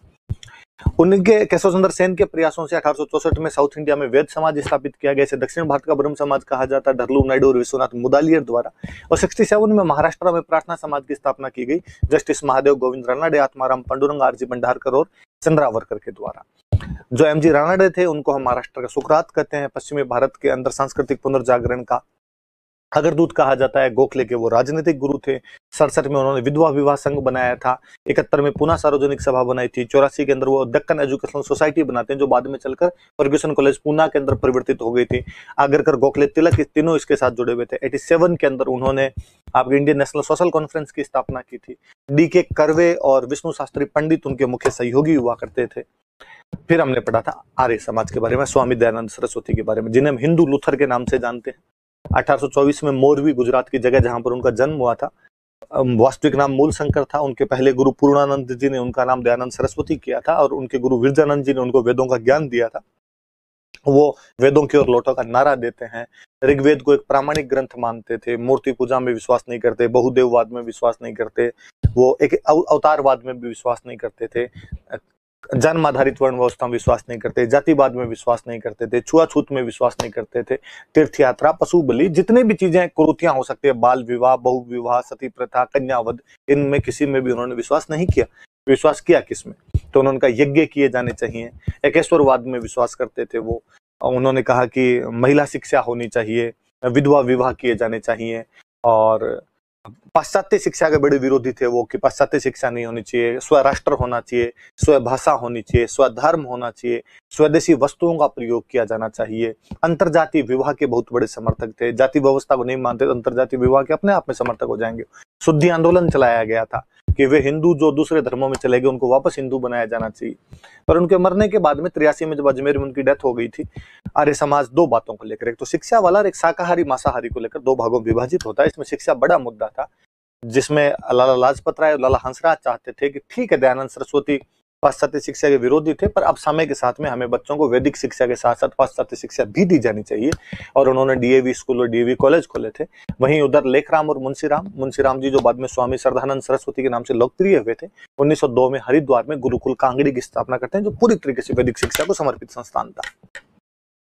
फिर हम पढ़ रहे थे कि वैलेंटाइन सिरोल जो अपनी पुस्तक इंडियन अनरेस्ट के अंदर कहता है कि आर्य समाज भारत में शांति का जनक है और बाल गंगाधर तिलक भारत में शांति का जनक है। हम पढ़ रहे थे कि दयानंद सरस्वती ने 65 में करौली की यात्रा की थी, जो उनकी पहली राजस्थान यात्रा थी। राजा मदन पाल के बुलाने पर आए थे। 81 में वो भरतपुर आए थे। इसी समय उन्होंने अजमेर में आर्य समाज और जयपुर में वैदिक धर्म सभा की स्थापना की थी। इसी समय श्यामलदास जी के बुलाने पर वो उदयपुर गए थे। 1883 में उदयपुर के अंदर उन्होंने परोपकारिणी सभा की स्थापना की थी। महाराणा सज्जन सिंह को इसका अध्यक्ष बनाया गया था और बाद में इसका मुख्यालय अजमेर ट्रांसफर कर दिया गया था। उदयपुर में जब वो गुलाबबाग के नौलखा महल में रुके हुए थे, सत्यार्थ प्रकाश लिखी थी, जो बाद में अजमेर के वैदिक यंत्रालय से प्रकाशित की गई थी। हम पढ़ रहे थे कि जयपुर के राजा जसवंत सिंह सेकंड का उन पर विशेष अनुग्रह था। न केवल उनका बल्कि वहां के प्रधानमंत्री सर प्रताप और राव राजा तेज सिंह भी उनको बहुत ज्यादा मानते थे। और अपनी जोधपुर यात्रा के दौरान जसवंत सिंह सेकंड की प्रेमिका नन्ही जान द्वारा उनको कहते हैं कि जहर दे दिया गया था, और अजमेर में बाद में उनकी दीपावली के दिन उनकी मृत्यु हो गई थी। भरतपुर में जो आपके मास्टर आदित्येंद्र और जुगल किशोर चतुर्वेदी थे, उनके बहुत बड़े कार्यकर्ता थे। जयपुर के अंदर आपके श्यामलाल वर्मा और ठाकुर कल्याण सिंह उनके बहुत बड़े कार्यकर्ता थे।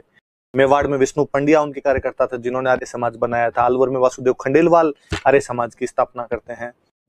ठाकुर कल्याण सिंह और जो श्यामलाल वर्मा थे, उन्होंने 1922 के अंदर हिंदी राजभाषा आंदोलन चला दिया था। अजमेर में चांदकरण शारदा और हरविलास शारदा दो भाई उनके समर्थक थे।